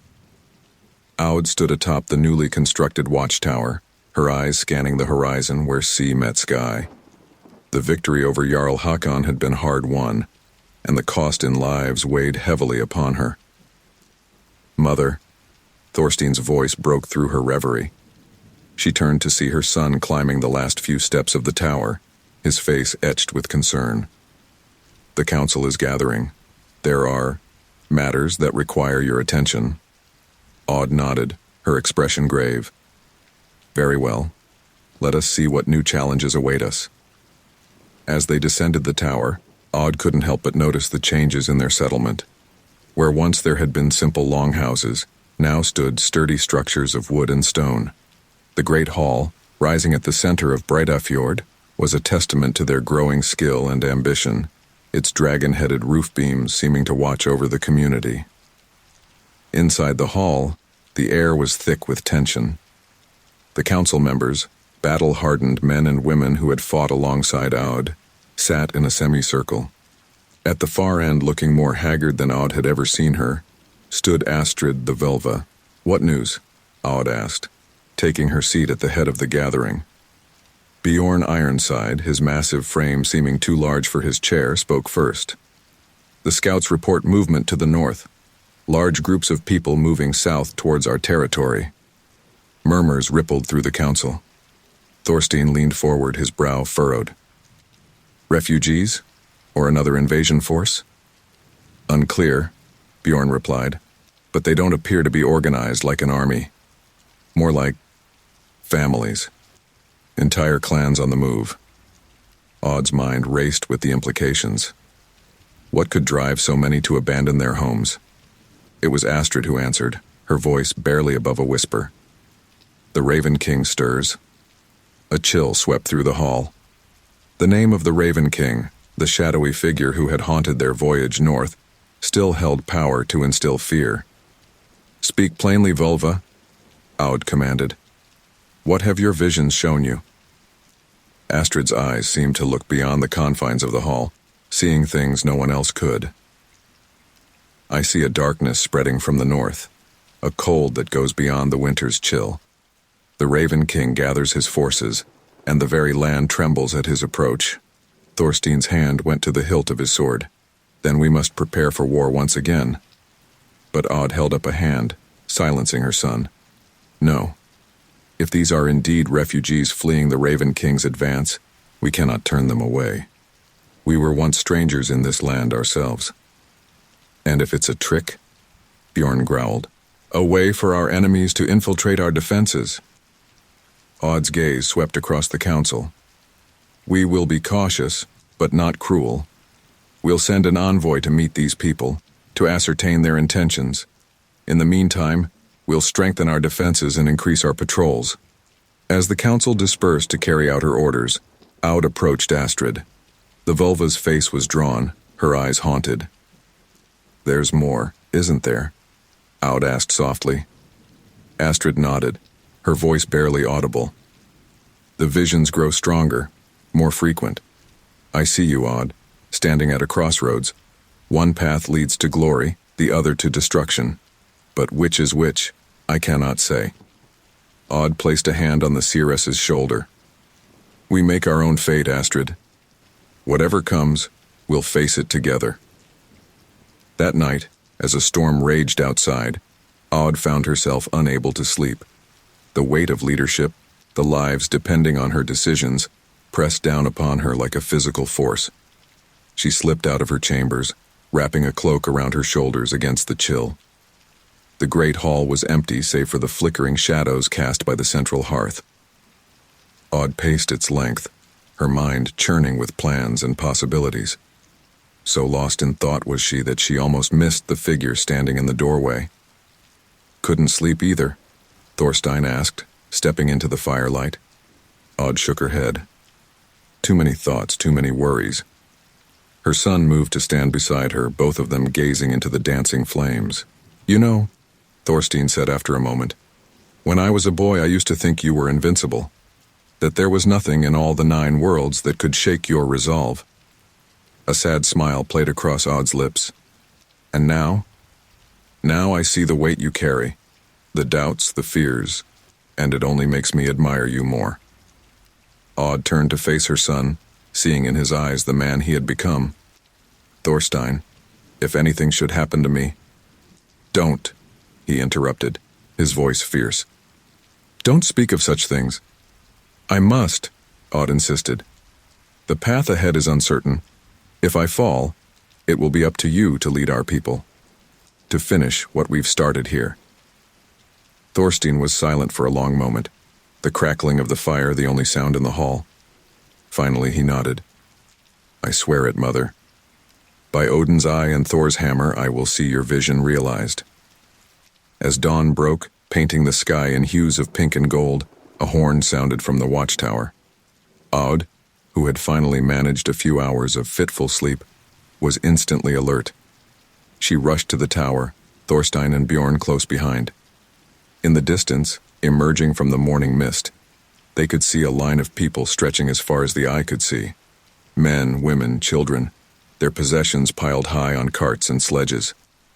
By the gods, Bjorn breathed. There must be thousands of them. Od's mind raced. Their resources were already stretched thin after the battle with Hakon. How could they possibly accommodate so many new mouths to feed? But as she watched the approaching throng, she saw the fear in their eyes, the weariness in their steps. These were people in desperate need of help. Thorstein, she said, her decision made. Take a party and ride out to meet them. Offer them food and shelter, but be watchful. Bjorn, begin preparations to expand the settlement. We'll need new housing, more farmland. As her orders were carried out, Astrid appeared at Odd's side. The threads of fate draw tight, the Volva murmured. A great change is coming, Odd the deep-minded. Are you prepared for what lies ahead? Odd's gaze remained fixed on the horizon, where the line of refugees seemed to stretch into eternity. We must be, she replied, for the sake of all those who look to us for protection and guidance. Over the next few days, Breidafjord was transformed. Tents and temporary shelters sprang up to house the newcomers. The forges burned day and night, crafting tools and weapons. Fields were cleared and planted, the very land itself seeming to respond to the urgent need for sustenance. Odd worked tirelessly, overseeing every aspect of the integration. She listened to the stories of the refugees, tales of a creeping darkness that had forced them from their homes, of shadows that moved against the wind and creatures that stalked the night. On the 5th day, as the sun began to set, Odd climbed to the highest point of Breidafjord. From there she could see the vastness of their growing settlement, the mix of old and new, of her original followers and the recent arrivals.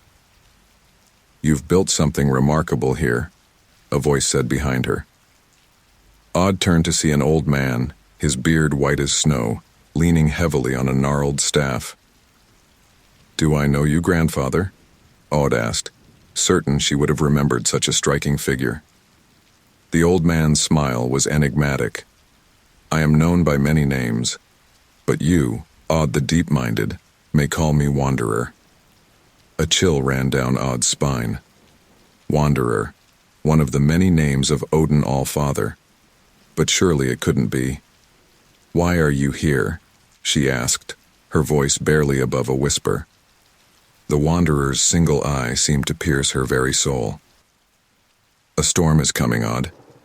A battle that will shake the very foundations of this world. The Raven King's power grows, and with it, the threat to all you've built. Odd's hand went to the hilt of her sword. Then we'll fight. We've faced challenges before and emerged victorious. The old man shook his head. This is no mere mortal foe. To defeat the Raven King, you'll need more than steel and courage. You'll need the wisdom of the ages and the power of the gods themselves. What must I do? Odd asked, feeling the weight of destiny settling upon her shoulders. The Wanderer pointed with his staff to a distant mountain, its peak shrouded in mist. Seek the heart of the land. There in a grove sacred to the old powers you will find the answers you seek. But be warned, the path is perilous, and the price of knowledge is high. Before Odd could ask more, a gust of wind swept across the hilltop. When it passed, the Wanderer was gone, leaving no trace of his presence. Odd stood there as night fell, her mind reeling from the encounter. The challenges ahead seemed insurmountable, the fate of not just her people, but perhaps the entire world hanging in the balance. But as she looked out over Breda Fjord, seeing the lights of hearth fires and hearing the distant sounds of life and laughter, Aud felt a renewed sense of purpose. They had come too far, sacrificed too much to falter now. With a deep breath, Aud the deep-minded turned her gaze to the mist-shrouded mountain. Whatever trials awaited her there, whatever price she must pay, she would face it. For her people, for the future they were building, she would walk into the very jaws of hell itself. The final battle was approaching, and Aud was determined to meet it head-on, with all the courage and wisdom she had gained on her long journey from the shores of Norway to this land of fire and ice. The saga of Aud the Deep-Minded was far from over. In fact, its most crucial chapter was about to begin. The mist-shrouded mountain loomed before Aud, its peak lost in swirling clouds. She stood at its base, her small party of chosen companions at her side. The journey from Breidafjord had been arduous, fraught with dangers both natural and otherworldly. "Are you certain about this, Mother?" Thorstein asked, his voice low with concern. "We could turn back, face the Raven King with steel and strategy." Aud shook her head, her eyes never leaving the mountain's imposing silhouette. The wanderer's words were clear. "Our hope lies at the heart of this land." Bjorn Ironside hefted his massive axe, a grim smile on his weathered face. "Then let's not waste time. The mountain awaits." As they began their ascent, Aud couldn't shake the feeling that they were being watched.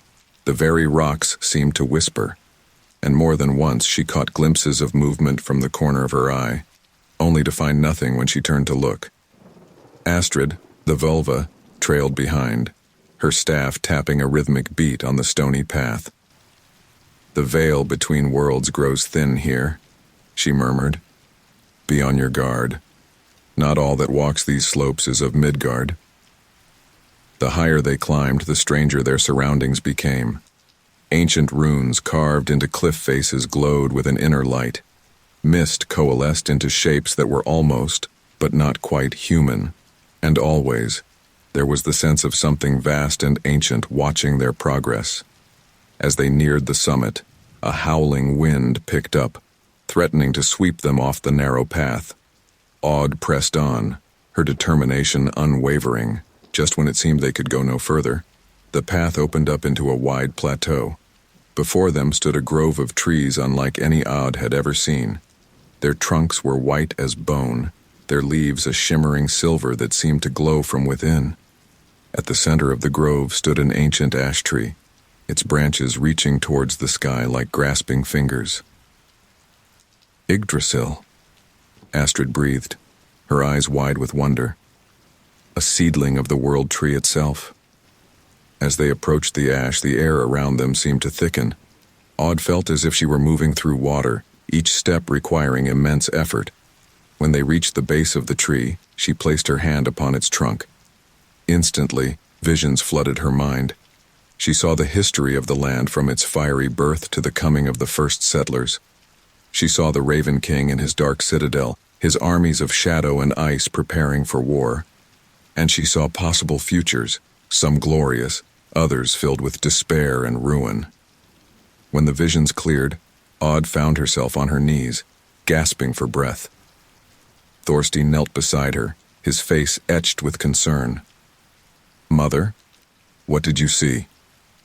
Before Aud could answer, a voice like the rumble of distant thunder filled the grove. "Aud the Deep-Minded, you have come far, seeking wisdom and power. The companion's world, weapons at the ready." There, emerging from the mist, was a figure that seemed to shift and change with each passing moment. One instant it was an old man with a single eye. The next, a raven-haired woman of terrible beauty. Then a child with eyes as old as the mountains. "Who are you?" Aud demanded, though in her heart she already knew the answer. The figure smiled, a sight both beautiful and terrifying. "I am the land, Aud. I am the spirit of this place of fire and ice, and I have been waiting for you." Bjorn raised his axe, his voice a low growl. "If you mean our leader harm—" "Peace, Bjorn Ironside," the spirit said. I mean no harm to those who have proven themselves worthy of this land. Aud stepped forward, her voice steady despite the awe she felt. We seek a way to defeat the Raven King, to protect our people and the future we're building. The spirit's expression grew grave. The Raven King is no mere mortal foe. He is a force of nature, as old as the ice that crowns these mountains. To defeat him, you must become more than you are. What must I do? Aud asked, feeling the weight of destiny pressing down upon her. The spirit gestured to the ash tree. Drink from the well at its roots, but be warned, the knowledge it grants comes at a price. Are you willing to pay it, Aud the deep-minded? Aud turned to her companions. She saw the fear in Thorstein's eyes, the grim determination in Bjorn's, and the quiet acceptance in Astrid's. With a deep breath, she nodded. I am. As Aud approached the well, hidden among the roots of the great ash, Thorstein called out, Mother, wait! Let me drink in your stead. The people need you to lead them. Aud smiled, a mixture of pride and sadness in her eyes. No, my son. This is my path to walk. If I don't return, lead our people well. Make me proud.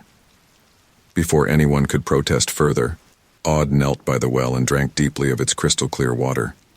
Pain unlike anything she had ever known coursed through her body. She felt as if she were being unmade and remade, atom by atom. Visions flashed before her eyes.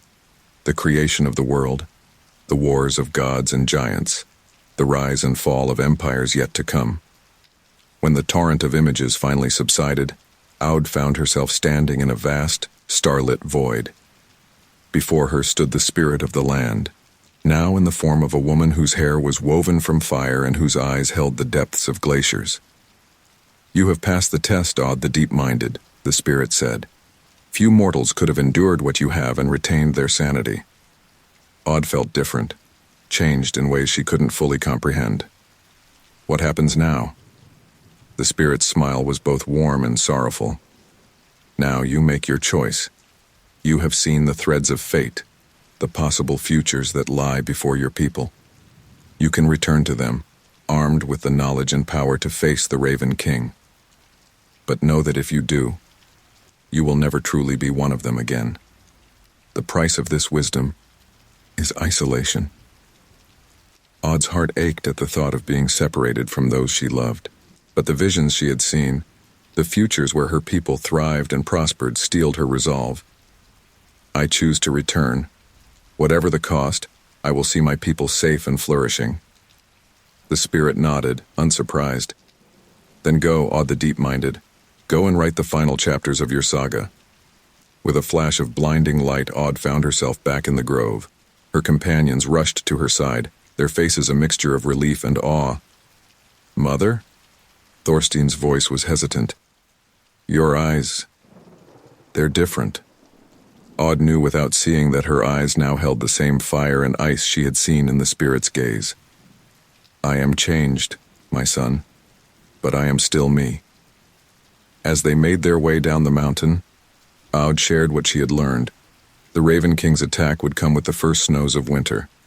They had precious little time to prepare. Back in Breidafjord, Aud threw herself into the preparations. Fields were harvested, defenses strengthened, and every able-bodied person trained in the art of war. But more than that, Aud began to implement changes that would shape their society for generations to come. She established a system of laws, blending Norse tradition with new ideas born of her visions. She encouraged the sharing of knowledge, laying the groundwork for what would become great centers of learning. And she fostered a spirit of exploration and innovation that would drive her people to greatness. As the days grew shorter and the air took on the bite of approaching winter, Aud called her people together in the great hall. The room was packed, every face turned towards her with a mixture of hope and fear. My friends, my family, Aud began, her voice carrying to every corner of the hall. We stand on the precipice of our greatest challenge. The Raven King comes, bringing with him the fury of winter and the darkness of despair. A murmur of fear rippled through the crowd, but Aud raised her hand for silence. But we are not helpless. We are not alone. In each of you burns the fire of the Norse spirit, the indomitable will that brought us across treacherous seas to make a home in this land of fire and ice. She paced before them, her eyes blazing with an inner light. I have seen possible futures, my friends. I have seen our people thrive, our knowledge and culture spreading across the world. But that future is not guaranteed. We must fight for it, with every ounce of strength we possess. Aud drew her sword, raising it high. I cannot promise you an easy victory. I cannot promise that all of us will live to see the spring. But I can promise you this. If we stand together, if we fight with all the courage and wisdom of our ancestors, we will prevail. And our names will be remembered in sagas for 1,000 years to come. A roar went up from the assembled crowd, a sound of defiance and determination that shook the very rafters of the hall. Aud felt their energy, their trust in her leadership, and knew that whatever trials lay ahead, they would face them together. As the meeting dispersed, Thorstein approached his mother. "It's time, isn't it?" he asked quietly. Aud nodded, her eyes scanning the horizon where dark clouds were gathering. "Yes, the Raven King comes, but we are ready." That night, as the first snowflakes began to fall, Aud stood atop the walls of Breidafjord. She could feel the approach of the Raven King's forces, a creeping darkness that sought to extinguish the light they had kindled in this harsh land. But as she looked out over the settlement, the homes they had built, the fields they had tended, the people who had followed her across the sea and through countless hardships, Aud felt a fierce pride and an unshakable determination. They had come too far, sacrificed too much, to falter now. Whatever the coming days might bring, Aud the deep-minded was ready. She had drunk from the well of wisdom, had seen the threads of fate, and had chosen her path. The final battle was at hand, and with it, the chance to secure a future bright enough to outshine even the long, dark winter that lay ahead. As the snow began to fall more heavily, Aud raised her sword in silent salute to the challenges that awaited. The saga of Aud the Deep-Minded was nearing its climax, and she was determined to see it end in victory, no matter the cost. The icy winds of the Norwegian fjords whipped through Rollo's long, braided hair as he stood at the edge of the cliff, his piercing blue eyes fixed on the horizon. The year was 860 AD, and the world was ripe for the taking. At just 18 summers old, Rollo already towered over most men, his broad shoulders and muscular frame a testament to years of training and hard labor. The village of Ålesund lay nestled below, a collection of wooden longhouses and smoky hearths. The scent of salt and fish hung in the air, mingling with the earthy aroma of pine forests that cloaked the surrounding mountains. In the harbor, long ships bobbed gently, their dragon-headed prows facing the open sea, as if yearning for adventure. Rollo's younger brother Grim scrambled up the path to join him. "Brother," he called out, slightly out of breath. "Father's looking for you. The raid party is almost ready to leave." Rollo turned, a wolfish grin spreading across his face. "About time. I was beginning to think they'd leave without us." As they made their way down to the village, the brothers passed by the great hall where their father, Rognvald, held court as the local jarl. The sound of laughter and the clinking of drinking horns spilled out into the crisp morning air. "You're not nervous, are you?" Gurrim asked, a hint of worry in his voice. Rollo scoffed. "Nervous? This is what we were born for, little brother. The gods themselves cry out for us to seek our fortune across the seas." They entered the hall where warriors were gathering, checking their weapons and adjusting their armor. The atmosphere was electric with anticipation. At the head of the table sat Rognvald, his graying beard neatly braided, a golden arm ring glinting on his muscular forearm. "Ah, there you are," Rognvald boomed, his voice carrying over the din. "Come, my sons, it's time you proved your worth to our people." Rollo approached, standing tall before his father. "I'm ready, father. I've been ready since I could lift an axe." Rognvald's eyes narrowed as he studied his eldest son. "Aye, you've the strength, no doubt. But raiding takes more than just muscle. It takes cunning, strategy, and above all, loyalty to your brothers in arms. Are you prepared to put the welfare of your crew before your own glory? I am, Rollo replied without hesitation, though inside, ambition burned like wildfire. The Jarl nodded, satisfied. Good. You'll be joining Hakon's crew. Listen to him. Learn from him. This is your chance to prove yourself worthy of leading your own raids one day.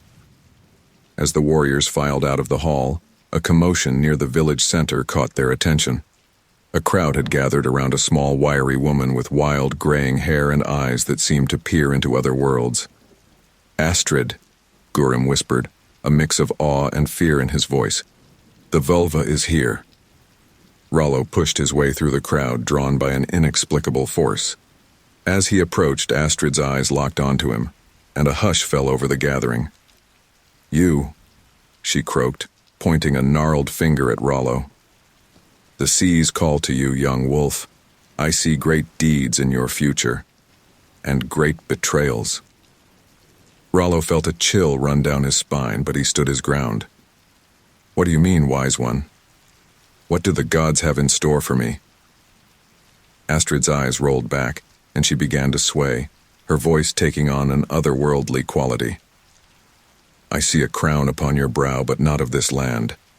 Across the seas a new kingdom awaits, born of fire and blood. The All-Father watches you, Rollo Rognvaldsson.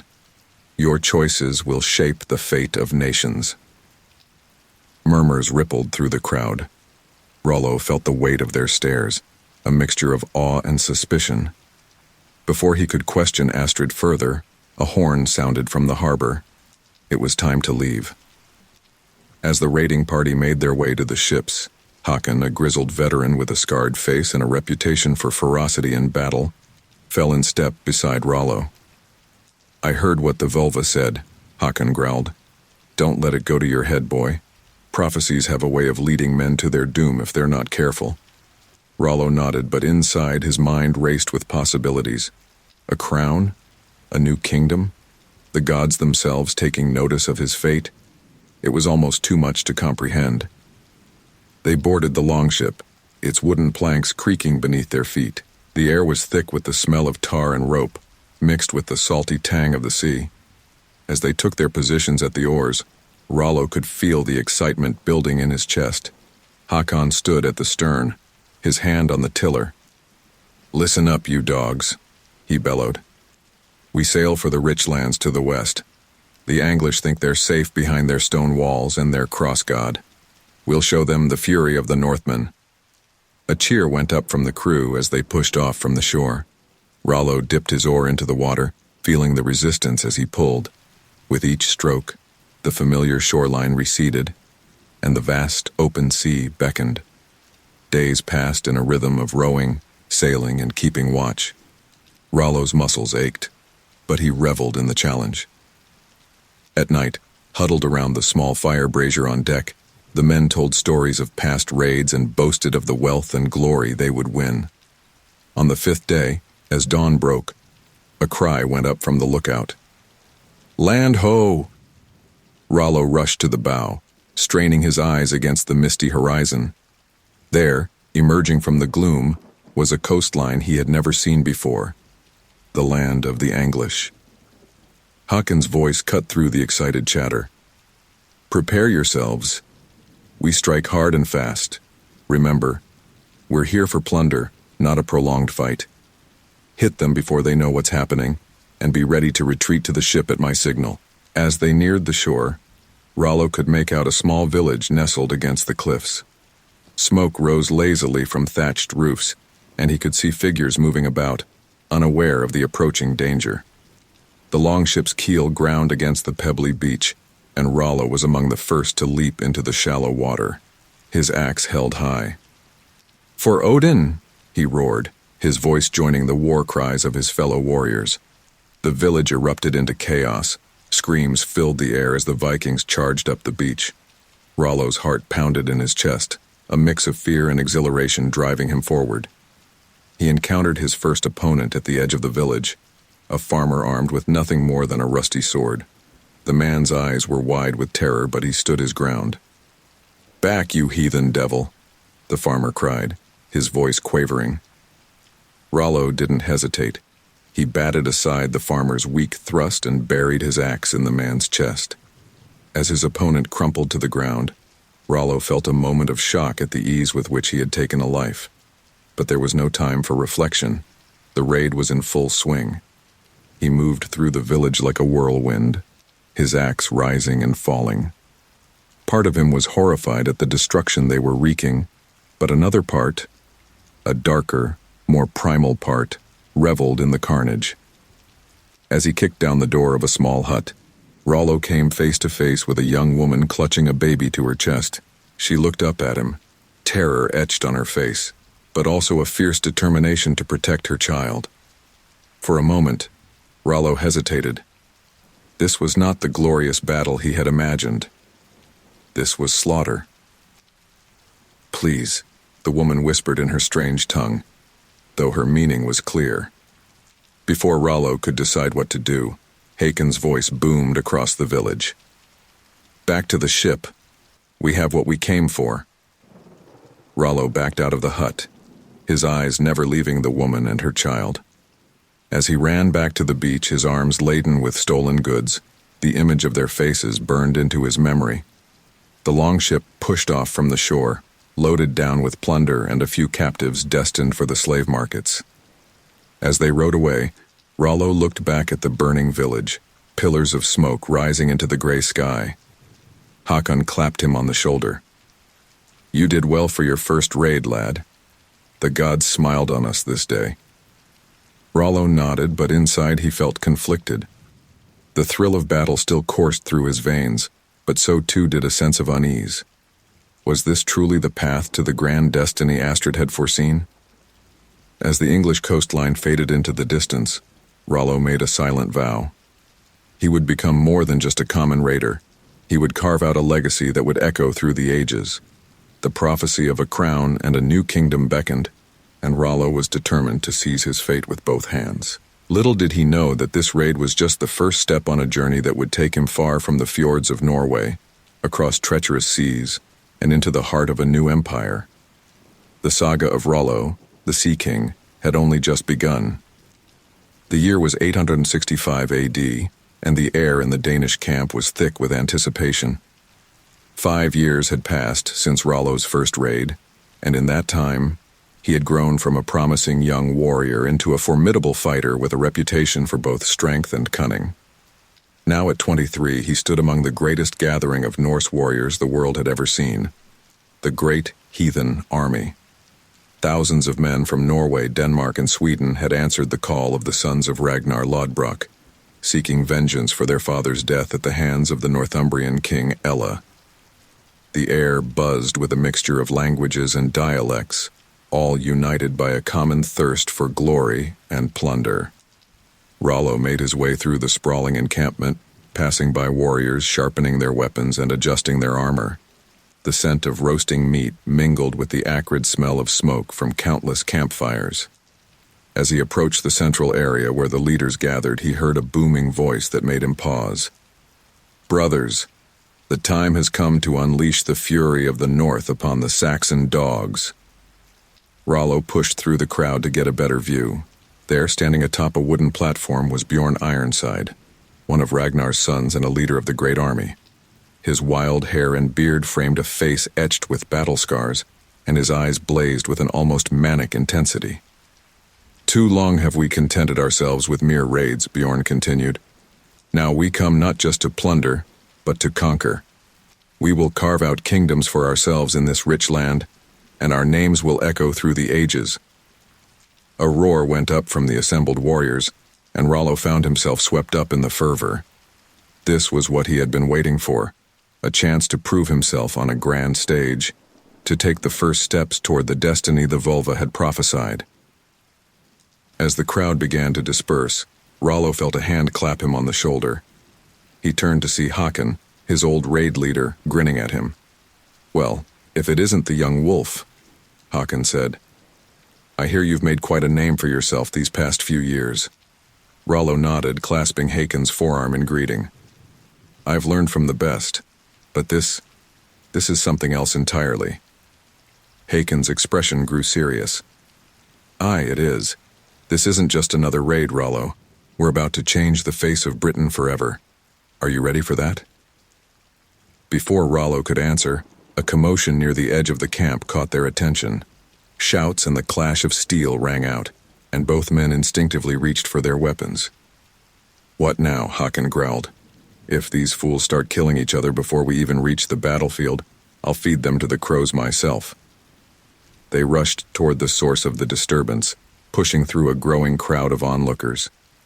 In a cleared space, two men circled each other, swords drawn. One was a hulking Dane, his arms covered in intricate tattoos. The other was leaner, quicker on his feet, with a shock of red hair, unmistakably a Norseman. "Enough!" Bjorn's voice boomed across the clearing. He strode into the makeshift arena, his presence immediately commanding respect. "What is the meaning of this?" The Danish warrior spat on the ground. "This Norse dog insulted my honor. He claims his people are the true Vikings, that we Danes are nothing but farmers playing at war." Bjorn's eyes narrowed as he looked at the red-haired Norseman. "Is this true?" The man stood his ground, chin raised defiantly. "I spoke only the truth. We are the ones who have kept the old ways, while these Danes grow soft in their fertile lands." Murmurs rippled through the crowd, and Rollo could sense the tension building. If this wasn't handled carefully, it could tear the army apart before they even reached English soil. Bjorn seemed to sense it too. He looked between the two men, then out at the gathered warriors. Finally, his gaze settled on Rollo. "You there," he called out. "I've heard of you. Rollo, isn't it? The one they call the Young Wolf." Rollo stepped forward, heart pounding. "Yes, my lord." Bjorn gestured to the two would-be combatants. "What do you make of this dispute?" Rollo took a deep breath, aware that his next words could shape his future in this army. "My lord, both men speak from pride in their people, but they forget a crucial truth. We are all sons of the North. Dane, Norse, Swede. These distinctions mean nothing to our enemies. They see us only as the fury from beyond the sea." He paused, looking around at the assembled warriors. "Our strength lies not in our differences, but in our unity. The Saxons tremble not because we are Danes or Norsemen, but because we are Vikings. Let us save our blades for our true enemies." A moment of silence followed his words. Then Bjorn threw back his head and laughed. "Well spoken, young wolf. It seems the tales of your wisdom are not exaggerated." He turned to the two warriors. "You heard him. Sheathe your swords and shake hands. We have real battles ahead of us." Reluctantly, the men complied. As the crowd began to disperse, Bjorn approached Rollo. "You have a way with words, Rollo. That could be as valuable as your skill with an axe in the days to come. Walk with me." As they strode through the camp, Bjorn outlined the army's plans. They would strike first at East Anglia, using it as a foothold to launch attacks deeper into the Saxon kingdoms. "We're not just here for plunder," Bjorn explained. "We mean to stay, to rule. The Saxons have grown soft and complacent. They've forgotten the terror our people can bring." Rollo nodded, his mind racing with the possibilities. "And after East Anglia?" Bjorn's eyes gleamed. "Northumbria. We'll make King Ella pay for what he did to our father. And then the whole of England will be ours for the taking." The next morning, as dawn broke over the horizon, the great heathen army began its march. Thousands of warriors moved as one, the ground trembling beneath their feet. Rollo found himself near the front alongside Bjorn and the other leaders. As they crested a hill, they got their first view of their target, the East Anglian town of Thetford. Smoke rose from chimneys, and in the distance they could see people going about their daily lives, oblivious to the approaching storm. Bjorn raised his hand, and the army halted. He turned to address the warriors, his voice carrying across the ranks. "Brothers, before us lies the first step on our path to glory. The Saxons think themselves safe behind their walls and their Christian God. We will show them the error of their ways. Let them feel the wrath of Thor's hammer. Let them tremble before the sons of Odin. A deafening roar went up from the army. Rollo felt his blood surge, the thrill of impending battle coursing through his veins. As they charged down the hill toward Thetford, Rollo found himself running alongside a warrior he didn't recognize. A man with a wild beard and eyes that gleamed with battle lust. "First time with the great army?" the man shouted over the din. Rollo nodded. "Aye, but not my first battle." The man grinned, revealing several missing teeth. "Well, young wolf, let's see if you live up to your reputation. Try to keep up." With that, he sprinted ahead, letting out a blood-curdling war cry. Rollo matched his pace, determined not to be outdone. The defenders of Thetford had barely enough time to close their gates before the Viking horde was upon them. Arrows rained down from the walls, but they did little to slow the onslaught. Rollo found himself at the base of the wall, shields locked overhead with his fellow warriors as others brought up a battering ram. The gate groaned under the repeated blows, the sound of splintering wood mixing with the shouts and screams from both sides. With a final thunderous crack, the gate gave way. Rollo was among the first to push through the breach, his axe singing as it cleaved through the air. The battle that followed was chaos incarnate. Rollo lost himself in the rhythm of combat, his world narrowing to the space around his axe. He fought with a fervor that surprised even himself, each fallen enemy bringing him closer to the grand destiny he craved. As the sun began to set, casting long shadows across the blood-soaked streets of Thetford, Rollo found himself standing in the town square. Bodies littered the ground, and the air was thick with the metallic scent of blood and the acrid smell of smoke. Bjorn approached, his armor splattered with gore but a triumphant grin on his face. "Well fought, young wolf. It seems the gods favor you." Rollo nodded, still catching his breath. "What now?" Bjorn's eyes gleamed with a mixture of satisfaction and hunger for more. "Now? Now we show the Saxons that we're here to stay. Thetford is just the beginning. Soon, all of East Anglia will be ours, and then—" He gestured broadly, taking in the burning town around them. "Then we'll have a base from which to conquer all of England." As night fell and the great heathen army settled into their newly conquered territory, Rollo found a quiet moment to reflect. He had taken another step on the path to greatness, but at what cost? The faces of the slain, both warrior and civilian, haunted his thoughts. Yet even as doubt gnawed at him, Rollo couldn't deny the exhilaration of victory, the intoxicating sense of being part of something greater than himself. The Volva's prophecy echoed in his mind: a crown, a new kingdom. As he looked out over the smoldering ruins of Thetford, Rollo knew that his journey was far from over. The conquest of East Anglia was just the beginning. Ahead lay greater challenges, fiercer battles, and the ultimate test of whether he truly had the strength and cunning to forge his own destiny in this new land.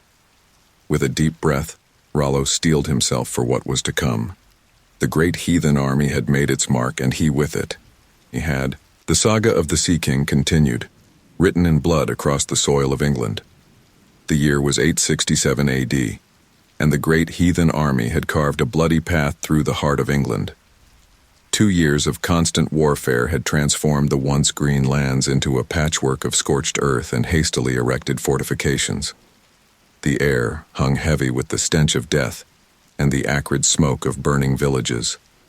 Rollo, now a seasoned warrior at 25, stood atop the walls of York, surveying the conquered city below.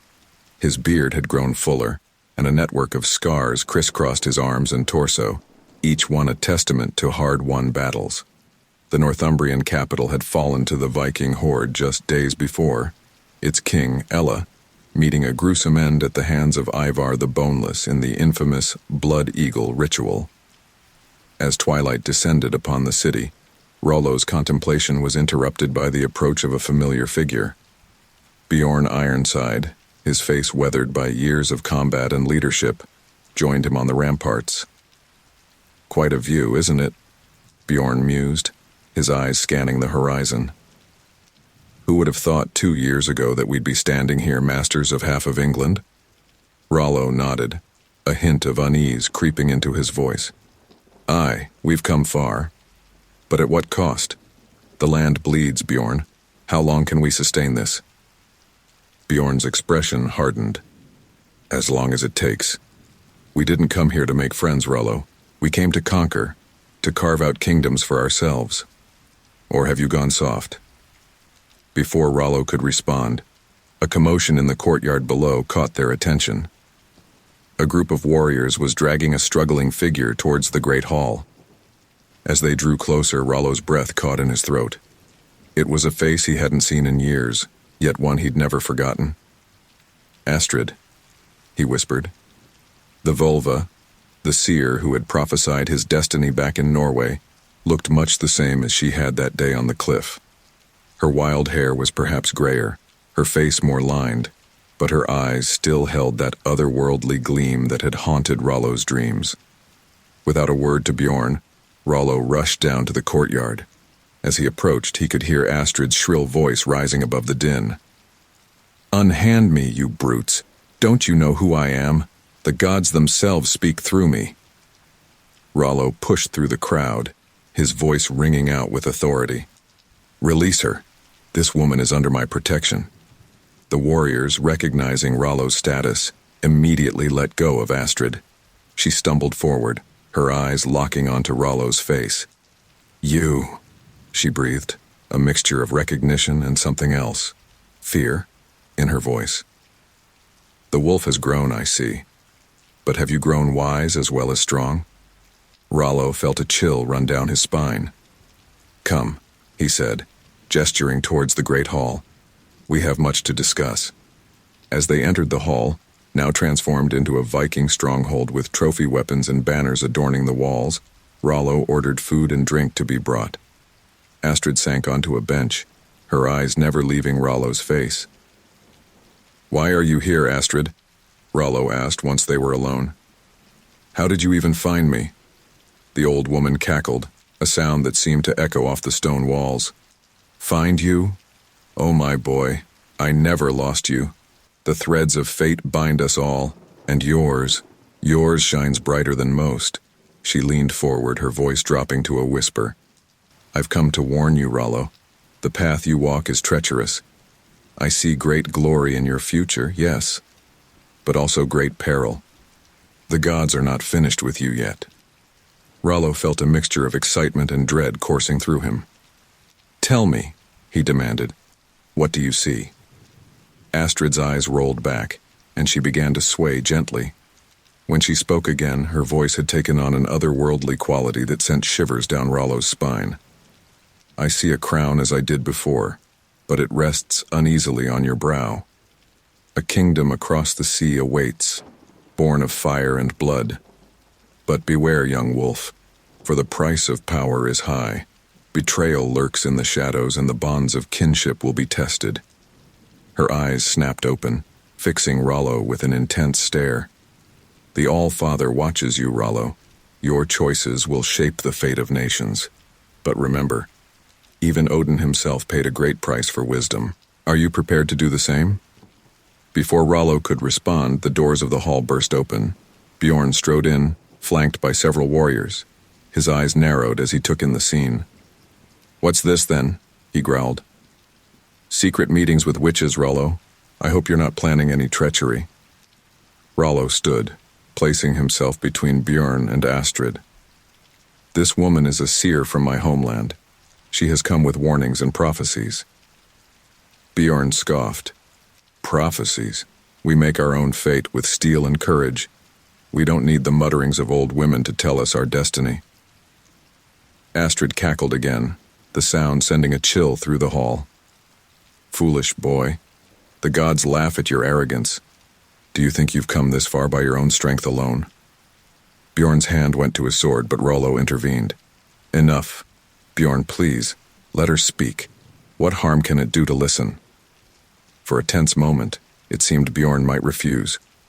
Then, with a grunt, he released his sword and sat heavily on a nearby bench. "Fine. Let's hear what the witch has to say."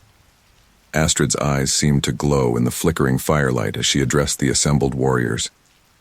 "I see a great journey ahead, one that will take you far from these shores. The land you seek lies across the sea. a place of rivers and rich soil, but it will not be won easily. She turned to Bjorn, her voice taking on a warning tone. You, son of Ragnar, your path diverges from this one. She nodded towards Rollo. Glory awaits you, yes, but not here. Your destiny lies in the east in lands yet unconquered. Bjorn's face darkened, but before he could speak, Astrid continued, her gaze sweeping the room. A great battle approaches, one that will test you all. The Saxons gather their strength, led by a king who bears the mark of the white horse. Steel yourselves, for the very earth will tremble with the clash of armies. As her words faded, a heavy silence fell over the hall. Rollo's mind raced, trying to make sense of the prophecy. A kingdom across the sea? A diverging path from Bjorn? And who was this Saxon king marked by a white horse? Bjorn was the first to break the silence, his voice dripping with skepticism. Pretty words, old woman, but words don't win battles or conquer kingdoms. He stood, addressing the gathered warriors. We've come too far to be swayed by superstition. Tomorrow we march south. The kingdom of Mercia awaits, ripe for the taking. Let the gods watch if they will, but it's our strength and our steel that will carve out our destiny. A cheer went up from the men, but Rollo remained silent, his eyes locked with Astrid's. As the hall emptied, the old seer approached him one last time. Heed my words, Rollo, she whispered. The path to your kingdom will not be an easy one. You will face choices that will test your very soul. Remember, the greatest leaders are those who can see beyond the battle at hand. With that, she turned and shuffled out of the hall, leaving Rollo alone with his thoughts. That night, as Rollo tried to sleep, his dreams were filled with visions of stormy seas and distant shores. He saw himself standing on the prow of a ship, a crown glinting on his head, sailing towards an unknown land. But behind him he could hear the clash of swords and the screams of the dying, as if all the battles he had fought and would fight were condensed into a single terrible moment. He awoke with a start, covered in cold sweat. The first light of dawn was just beginning to creep through the windows of his chamber. In a few hours the army would march south, towards Mercia, and whatever fate awaited them there. As Rollo donned his armor and checked his weapons, he couldn't shake the feeling that he stood at a crossroads. Astrid's words echoed in his mind, mixing with the ambitions that had driven him this far. A kingdom of his own, a crown, a destiny that would echo through the ages. It was everything he had ever dreamed of. But at what cost? The faces of those he had slain, the burning villages, the broken bodies littering the battlefield, all of it weighed heavily on his conscience. Was this truly the path to greatness, or was he merely a pawn in some greater game played by the gods? As he stepped out into the courtyard, where the army was assembling for the march south, Rollo made a silent vow. He would forge his own path, guided by the prophecy but not bound by it. Whatever destiny awaited him across the sea, he would meet it on his own terms. The horn sounded, signaling the army's departure. As Rollo fell into step beside his fellow warriors, he cast one last glance back at York. Somewhere in the twisting streets, Astrid was watching, her prophecy hanging over him like a storm cloud. The road ahead was uncertain, fraught with danger and difficult choices. But Rollo, the young wolf, the future Sea King, strode forward with determination. His saga was far from over, and the greatest chapters were yet to be written. The year was 885 AD, and the world Rollo knew had changed dramatically. Nearly 2 decades had passed since the prophecy in York, and the once young Viking had grown into a formidable leader in his own right. His beard was now flecked with gray, and the scars that crisscrossed his body told tales of countless battles. The great city of Paris loomed before him, its walls stretching high along the banks of the Seine. The November air was crisp and cold, carrying the scent of wood smoke and the faint metallic tang of impending conflict. Rollo stood at the prow of his longship, one of hundreds that dotted the river, forming the vanguard of the largest Viking force ever to threaten the Frankish capital. As he surveyed the city's defenses, Rollo's mind wandered to the path that had led him here. The campaigns in England had eventually faltered, And like many of his compatriots, he had turned his attention to the rich lands of Francia. The prophecy of a kingdom across the sea still burned in his mind, driving him ever onward. A voice called out from behind him, breaking his reverie. "Rollo, the war council is gathering." He turned to see Halfdan, one of his most trusted lieutenants, standing expectantly. With a nod, Rollo followed him to the largest ship in the fleet, where the Viking leaders were assembling. The air inside the ship's tent was thick with tension and the smell of unwashed bodies. At the center stood Sigfrid and Sinrik, the nominal leaders of this massive force. Rollo took his place among the circle of jarls and chieftains, each eyeing the others with a mixture of respect and suspicion. Sigfrid, a bear of a man with a voice to match, spoke first. "Brothers, the prize we've long sought lies before us. Paris, the heart of the Frankish Empire. Take this city, and all of Francia will tremble at our feet." Murmurs of agreement rippled through the gathering, but Rollo remained silent, his eyes fixed on the crude map spread before them. Sinrik, the more tactical of the two leaders, pointed to key locations on the map. "The city is well defended, with high walls and 2 fortified bridges. Our first task must be to isolate the city by taking these bridges." As the leaders debated strategy, Rollo's mind raced. He had seen firsthand the strength of Frankish stone walls, so different from the wooden palisades of England. This would not be a simple raid. It would be a true test of Viking might against the greatest city in Western Europe. Finally, Rollo spoke up, his voice cutting through the clamor. "The bridges are key, yes, but we must not underestimate the Franks. They have a new king, Charles the Fat, who even now marches to relieve the city. We must strike hard and fast, before his army can arrive." Sigfrid's eyes narrowed. "You seem to know much about our enemies, Rollo. Perhaps too much. Where do your loyalties truly lie?" The tension in the tent became palpable. Rollo stood, meeting Sigfrid's gaze unflinchingly. "My loyalties lie with victory, Sigfrid. I've fought the Franks before and I respect their strength. Underestimate them at your peril." For a moment, it seemed the two men might come to blows. Then Sinrik intervened, his voice calm but firm. "Enough. Rollo speaks wisdom. We attack at dawn, focusing on the bridges. Let's show these Franks the fury of the Northmen." As the council dispersed, Rollo made his way back to his own ship. The weight of the coming battle pressed heavily upon him. This siege could be the key to fulfilling the prophecy, or it could be his downfall. Dawn broke cold and misty over the Seine. The Viking fleet surged forward, oars churning the water to foam. Rollo stood at the bow of his ship, his heart pounding with the thrill of impending battle. As they neared the first bridge, a hail of arrows and stones rained down from the Frankish defenders. Shields locked overhead, the Vikings pressed on, their ships grinding against the riverbank. Rollo was among the first to leap ashore, his axe gleaming in the pale morning light. "For Odin!" he roared, his voice joining the war cries of hundreds of warriors. The clash of steel on steel filled the air as the Vikings met the Frankish defenders. Rollo fought like a man possessed, his axe rising and falling in a deadly rhythm. Around him, the battle raged, men falling on both sides as the Vikings struggled to gain a foothold. Hours passed in a blur of combat. Slowly, inexorably, the Viking force pushed the Franks back, securing the bridgehead. As the sun reached its zenith, Rollo found himself standing atop the conquered bridge, surveying the chaos below. A familiar voice called out to him. "Rollo, we've taken the bridge, but the Franks are regrouping for a counterattack."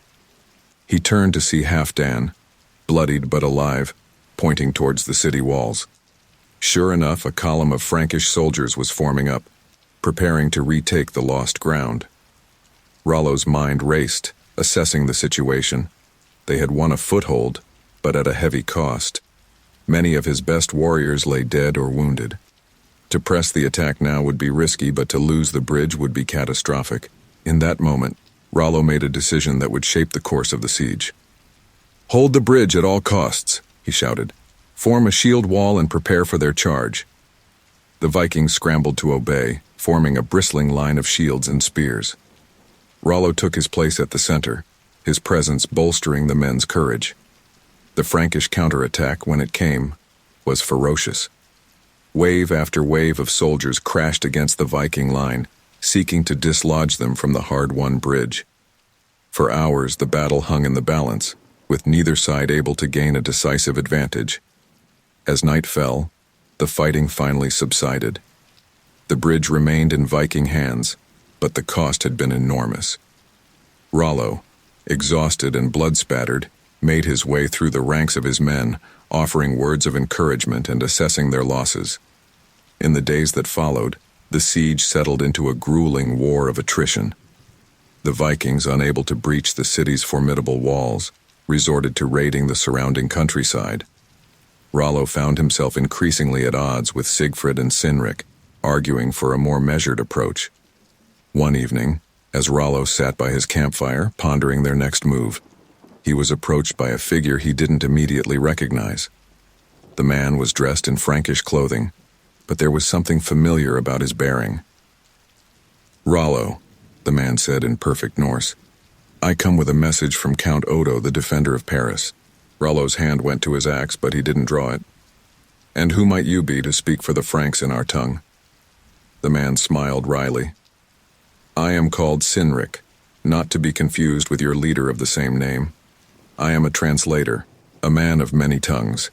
Count Odo wishes to parley." Intrigued despite himself, Rollo agreed to the meeting.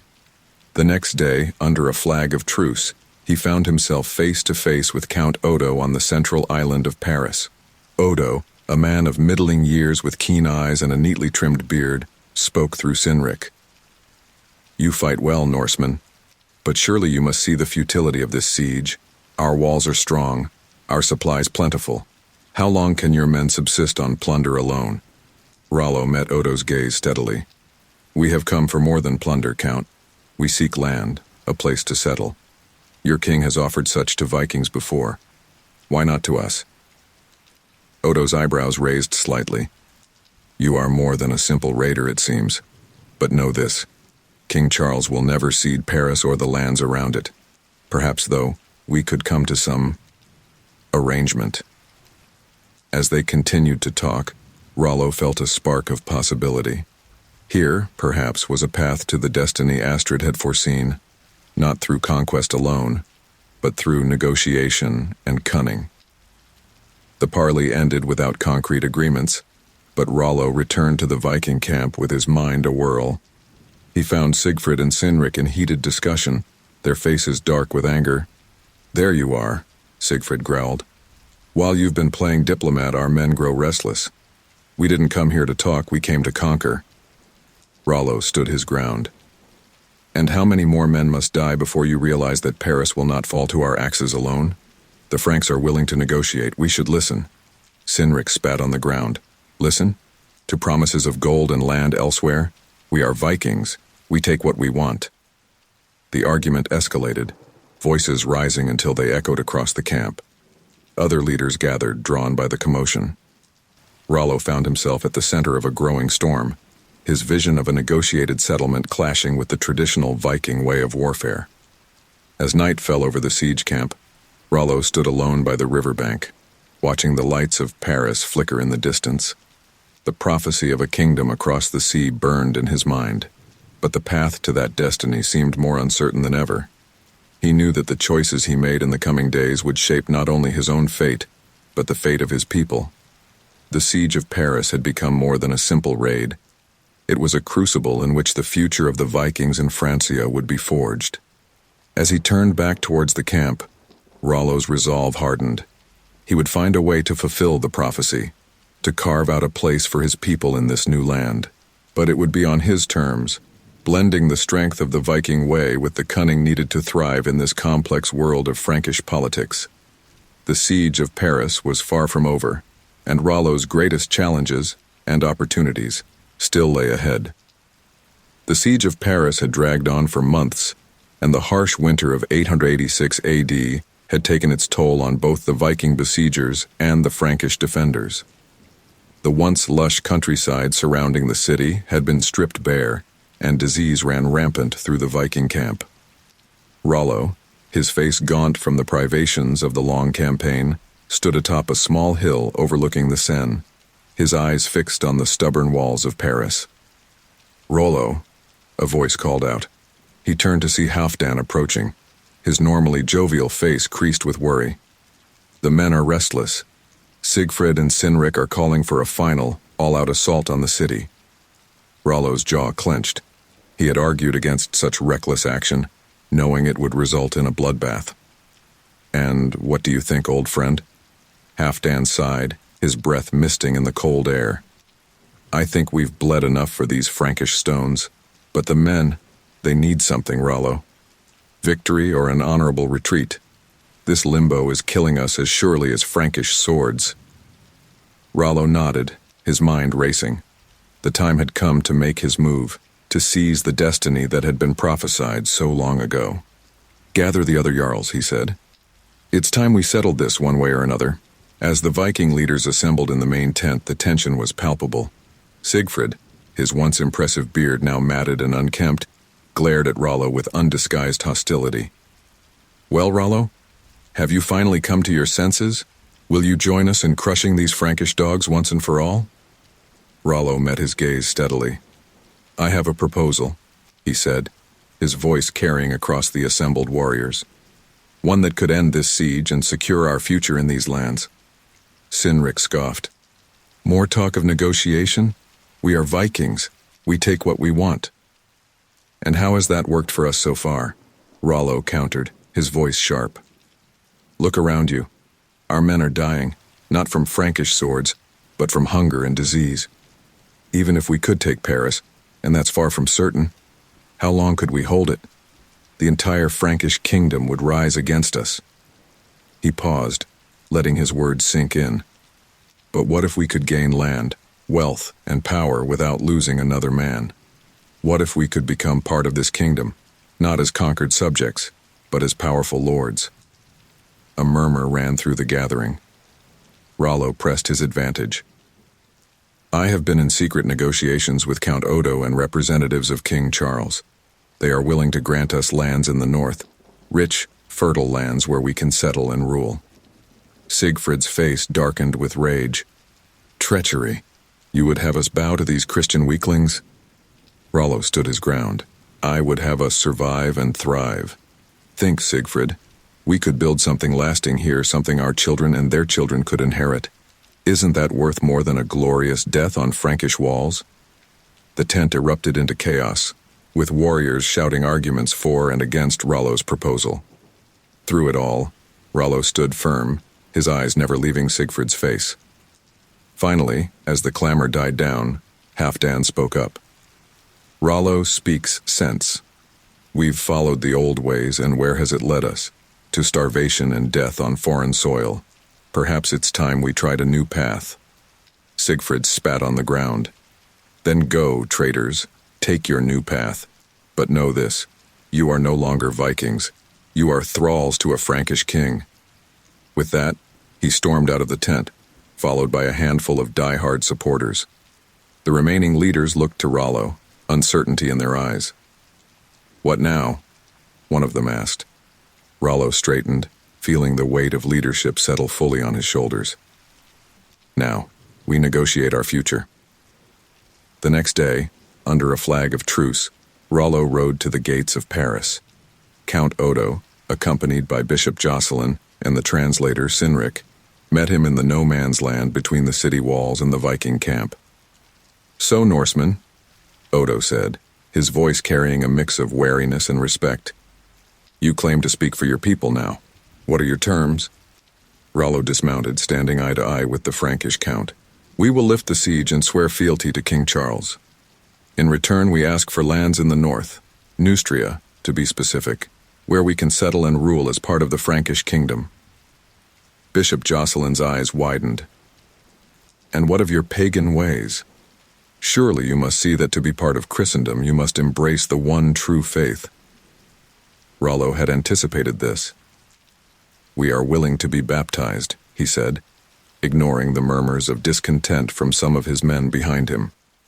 "But understand this. Such changes take time. We cannot simply abandon the ways of our fathers overnight. Odo stroked his beard thoughtfully. Your terms are not unreasonable. But can you guarantee that all your men will follow this new path? What of Sigfrid and his followers?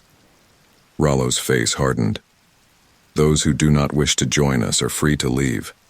I speak for those who seek a future here, in this land. After hours of intense negotiation, an agreement was reached.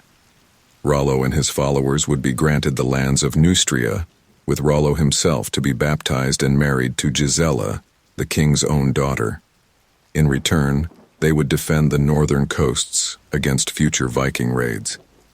As Rollo rode back to the Viking camp to share the news, he felt a mix of triumph and trepidation. He had taken the first step towards fulfilling the prophecy, but the hardest part was yet to come. The next few weeks were a whirlwind of activity. Sigfrid and his loyalists departed, vowing vengeance against the traitors who had abandoned the old ways. Rollo found himself juggling the expectations of his own men with the demands of his new Frankish allies. The day of his baptism dawned clear and cold. Rollo stood in the shallows of the Seine, the icy water numbing his feet. Bishop Jocelyn intoned the Latin rites, his voice carrying across the assembled crowd of Vikings and Franks.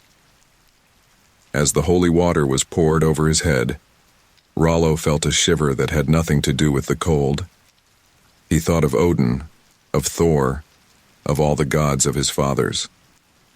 "Forgive me," he whispered, too softly for anyone else to hear. The ceremony complete, Rollo emerged from the river to cheers from his men and cautious applause from the Franks. He caught sight of Gisela, his bride-to-be, watching him with a mixture of curiosity and apprehension. Later, as the celebrations wound down, Rollo found a moment alone with Halfdan. "Well, old friend," he said, "we've done it. We have our land, our place in this kingdom. Was it worth it?" Halfdan was silent for a long moment. "Only time will tell," he said at last. "But I'll say this, Rollo. You've given us a chance at a future. That's more than most of us ever dreamed of when we set out from our homes." Rollo nodded, his eyes distant. "A future, yes. But at what cost? We're no longer the men we were when we first came to these shores." "Perhaps that's not such a bad thing," Halfdan mused. "The world is changing, Rollo. Maybe it's time we changed with it." As night fell over the camp, Rollo stood alone by the riverbank, lost in thought. The prophecy of a crown and a kingdom echoed in his mind, but the path to that destiny now seemed more complex than ever. He thought of the challenges that lay ahead, governing his new lands, defending against both Frank and Viking, navigating the treacherous waters of Frankish politics. It would not be easy, but then, nothing worthwhile ever was. Rollo took a deep breath, feeling the weight of his new responsibilities settle on his shoulders. He was no longer just a Viking warrior, but a leader of a people in transition, a bridge between two worlds. As he turned back towards the camp, Rollo's resolve hardened. He would build something lasting here, something that would echo through the ages. The saga of Rollo, once the young wolf, now the first Duke of Normandy, was far from over. The future stretched out before him, full of promise and peril. But for the first time in years, Rollo felt truly alive, ready to face whatever challenges lay ahead. The Northman's gambit had paid off, and a new chapter in the history of both Vikings and Franks was about to begin. The year was 911 AD, and the land once known as Neustria had been transformed. Rollo, now in his 50s, stood atop the half-finished stone walls of Rouen, the capital of his fledgling duchy. His beard, once fiery red, was now streaked with gray, and the lines on his face told tales of both triumphs and hardships. 25 years had passed since the siege of Paris and Rollo's bold gambit. In that time, he had worked tirelessly to build a new realm, one that blended Norse strength with Frankish customs. The result was Normandy, the land of the Northmen. As Rollo surveyed the bustling city below, a voice called out behind him, "Father, the envoys from King Charles have arrived." Rollo turned to see his son, William Longsword, striding towards him. At 20, William was the spitting image of Rollo in his youth. Tall, broad-shouldered, with the same piercing blue eyes. But where Rollo had been all fire and impulse in his youth, William carried himself with a quiet intensity. "Very well," Rollo nodded. "Let's not keep them waiting. It's time to secure our future, my son." As they made their way to the Great Hall, Rollo couldn't help but reflect on the journey that had brought them here. The early years had been fraught with challenges: rebellious Viking jarls who chafed under Frankish law, suspicious Frankish nobles who saw the Normans as little more than barbarians in fine clothes, and the constant threat of raids from their former Norse brethren. But through it all, Rollo had persevered. He had learned the art of Frankish politics, mastered the intricacies of feudal law, and even embraced the Christian faith, outwardly at least. In private moments, he still found himself whispering prayers to Odin and Thor, the gods of his fathers. The Great Hall was packed with Norman nobles and Frankish envoys when Rollo and William entered. At the center stood Archbishop Franco of Rouen, the man who had been both Rollo's tutor in Christian ways and his link to the Frankish court. "My Lord Rollo," Franco began, his voice carrying across the hushed room, "I bring word from King Charles. He is prepared to formally recognize you as Duke of Normandy and your son William as your heir." A murmur of excitement rippled through the gathered Normans. Rollo raised a hand for silence. "And what does the king ask in return for this generosity?" Franco's expression remained neutral. "He asks for your renewed oath of fealty, and for Norman support in his struggles against the rebellious nobles of Neustria and Burgundy." Rollo's eyes narrowed. He knew the fragile state of the Frankish kingdom, with Charles the Simple struggling to maintain control against increasingly powerful local lords. It was a dangerous game, but one that could offer great rewards. "And if we provide this support," Rollo pressed, "what guarantees do we have of our autonomy? I did not build this realm to be a mere puppet of the Frankish crown." One of the Frankish envoys, a haughty-looking man with a thin mustache, stepped forward. "You forget yourself, Norseman. You rule these lands at the pleasure of King Charles. Perhaps you need reminding of your place." The hall erupted in angry shouts from the Norman nobles. William's hand went to his sword, but Rollo placed a restraining hand on his son's arm. "Peace," Rollo commanded, his voice cutting through the clamor. He fixed the Frankish envoy with a steely gaze. "I have not forgotten the oaths I swore, but neither have I forgotten the blood and sweat it took to tame these lands. Normandy is as much our creation as it is a gift from your king." He paused, letting his words sink in. "We will renew our oaths and provide support to King Charles. In return, we ask for formal recognition of our rights and customs and the expansion of our territories to include the Cotentin Peninsula."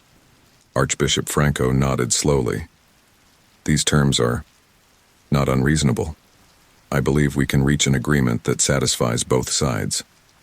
As the negotiations continued late into the night, Rollo found himself reflecting on the strange turns his life had taken. From a young Viking raider to the founder of a dynasty, he had traveled a path few could have imagined. Later, as the hall emptied and the last of the candles guttered, Rollo stood alone by the great hearth. The weight of his achievements and the challenges still to come pressed heavily upon him. "Father," William's voice broke through his reverie. "Are you well?" Rollo turned to his son, seeing in him the future of all they had built. "I was just thinking, my boy, about the past and the future that lies ahead of us." William stepped closer, his voice low. "The Franks still see us as outsiders, don't they? Despite everything we've done, everything we've built." Rollo nodded gravely. "They do, and they always will to some extent. That is why we must be stronger, smarter, and more cunning than they are. We must build something here that will outlast us both." He placed a hand on William's shoulder. "You, my son, will face challenges I never did. You were born here, raised in both Norse and Frankish ways. It will fall to you to truly unite these people, to forge a Norman identity that is neither purely Norse nor Frankish, but something new." William straightened, his jaw set with determination. "I won't fail you, Father, or our people." Rollo smiled, a rare softening of his usually stern features. I know you won't. But remember, the greatest strength of our people has always been our ability to adapt. We were raiders and we became settlers. We were pagans and we embraced the Christian God, even if some of us still keep the old ways in our hearts. He turned back to the dying fire. The world is changing, William. The old Viking ways are fading. To survive, to thrive, we must change with it. But we must never forget who we are, where we came from. As dawn broke over Rouen the next day, Rollo stood in the castle courtyard, watching as his son prepared to depart for Paris.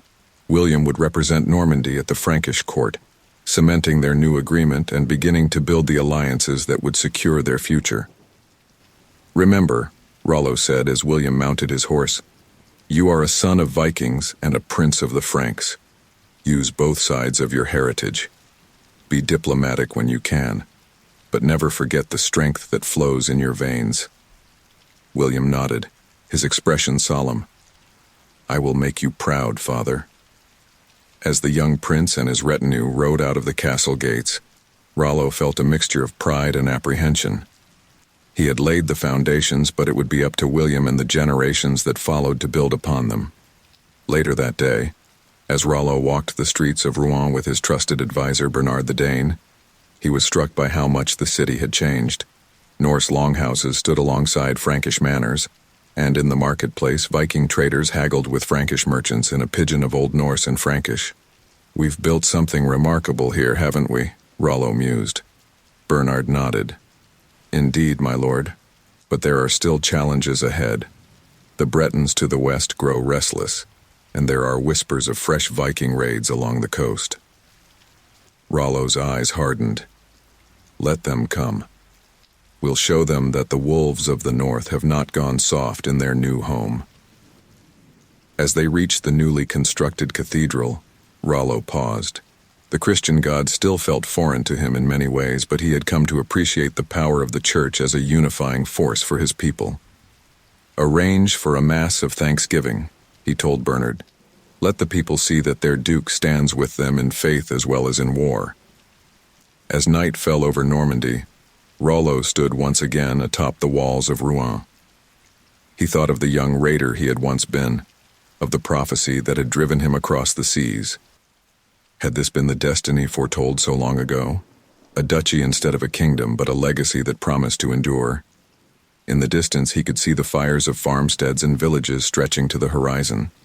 This was his land now, his people, Norse and Frank, pagan and Christian, all united under the banner of Normandy. Rollo took a deep breath, feeling the cool night air fill his lungs. The future was uncertain, full of challenges and opportunities.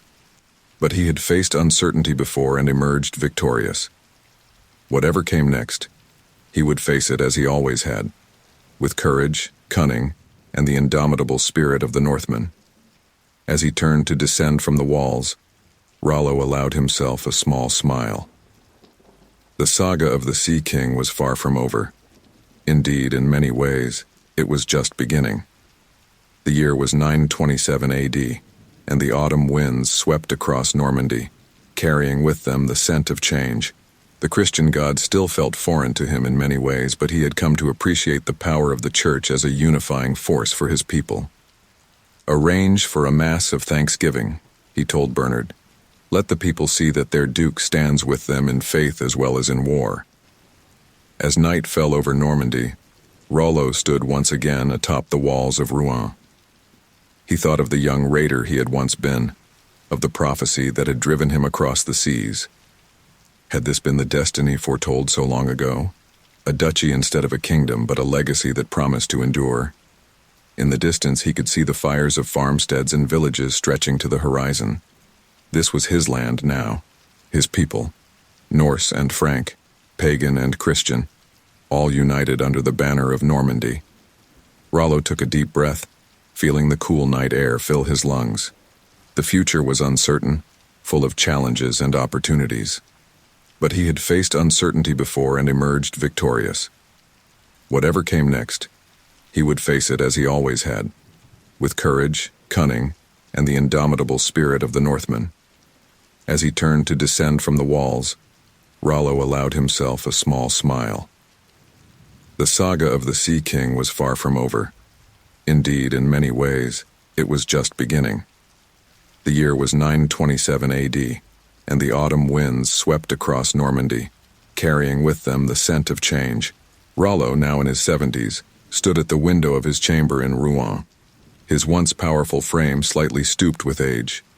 His eyes, however, remained as sharp as ever, scanning the courtyard below where his son, William Longsword, was overseeing the training of Norman knights. A knock at the door interrupted his contemplation. "Enter," Rollo called, his voice still carrying the authority of a ruler. Bernard the Dane, now as gray as his lord but still serving as Rollo's most trusted advisor, stepped into the room.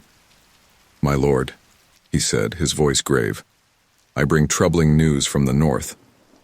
Rollo turned, his brow furrowing. "Speak, old friend." Bernard handed him a parchment. "A message from our spies in Denmark.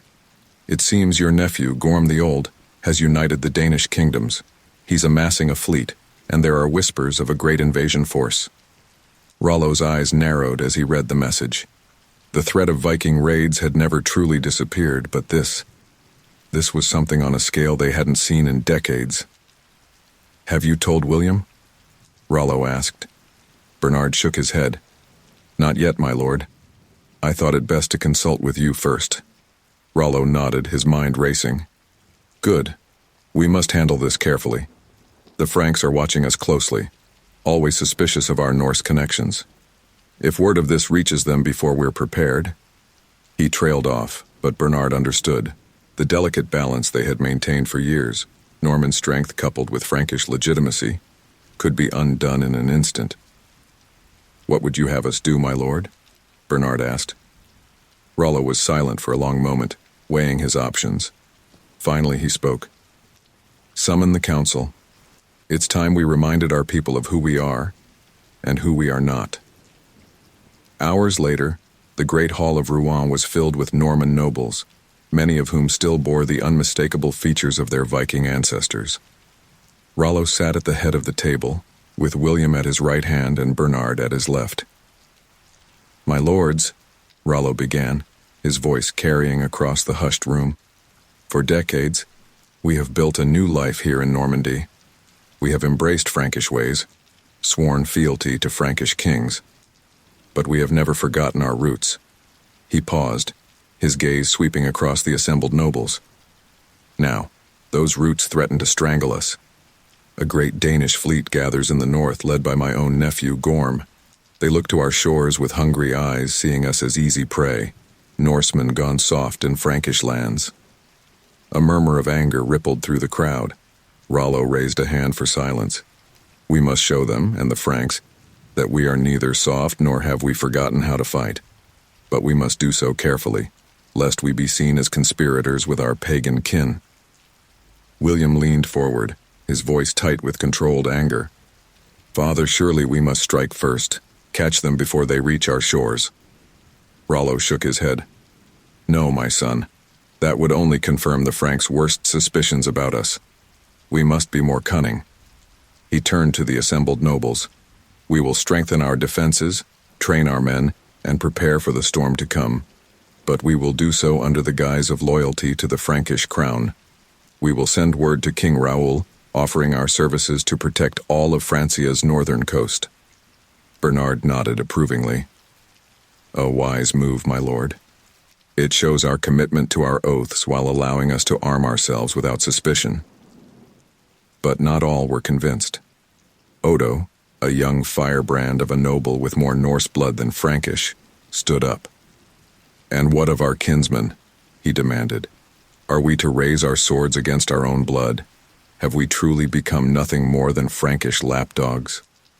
The hall erupted in shouts, some supporting Odo's words, others denouncing them. Rollo let the clamor continue for a moment before slamming his fist on the table, the sound like a thunderclap in the suddenly silent room. "Enough!" he roared, rising to his feet. For a moment, the years seemed to fall away, and the assembly saw once again the fierce Viking warrior who had forged a duchy from nothing. "We are Normans, neither fully Norse nor fully Frank, but something new, something stronger." He fixed Odo with a steely gaze. "Our kinsmen come not as family, but as conquerors. They would take what we have built, destroy all we have accomplished. I ask you, as a man who would burn your home and enslave your children, truly your kinsman, simply because he shares your blood?" Odo sat down, chastened, as murmurs of agreement rippled through the hall. Rollo continued, his voice softening slightly. "I understand your conflicted hearts. I, too, once stood on the other side looking at these lands with a raider's eyes.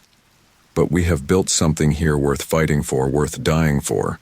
We will face this threat not as Vikings, not as Franks, but as Normans." The assembly ended with a renewed sense of purpose. As the nobles filed out, Rollo caught William's arm. "Walk with me, son," he said. They made their way to the castle battlements, looking out over the city of Rouen as the sun began to set. For a long moment neither spoke. Finally, William broke the silence. "Father, I fear I may have spoken hastily earlier. Your way is wiser." Rollo nodded, a faint smile touching his lips. "You have a warrior's heart, William. It serves you well in battle, but rulership requires more. You must learn to fight with words and alliances as much as with sword and axe." He turned to face his son fully. "The coming months will test us all. You must be prepared to take my place, to lead our people through this storm." William's eyes widened. "Father, surely you don't mean—" Rollo held up a hand. "I am an old man, William. I have led our people for many years, but my time is drawing to a close. This may be my last great service to Normandy, to prepare us for this threat and to ensure a smooth transition of power." Tears glistened in William's eyes, but he blinked them away, straightening his shoulders. "I won't fail you, Father, or our people." Rollo clasped his son's shoulder. "I know you won't. You are my son. But more than that, you are a true Norman. In you, the strength of our Norse ancestors blends with the wisdom of our Frankish allies. You will lead our people into a new era." As darkness fell over Rouen, Rollo and William stood side by side, watching as the city below came alive with torchlight. The challenges ahead were daunting, but in that moment both father and son felt a sense of hope and determination. In the weeks that followed, Normandy was a hive of activity. Coastal defenses were strengthened, knights and foot soldiers drilled relentlessly, and messengers rode back and forth between Rouen and the Frankish court. Rollo worked tirelessly, drawing on all his years of experience to prepare his people for the coming storm. But even as he worked, Rollo felt the weight of his years pressing down upon him. Each night he would retire to his private chapel, where he would light candles not only to the Christian God, but also to Odin and Thor, seeking guidance and strength from all the divine powers he had known. One such night, as Rollo knelt before the altar, he heard a familiar voice behind him. "Still hedging your bets, old friend?" He turned to see Astrid, the vulva who had set him on this path so many years ago. She was ancient now, her once wild hair white as snow, but her eyes still held that otherworldly gleam. "Astrid," Rollo breathed, hardly believing his eyes. "How?" She cackled, the sound echoing off the chapel walls.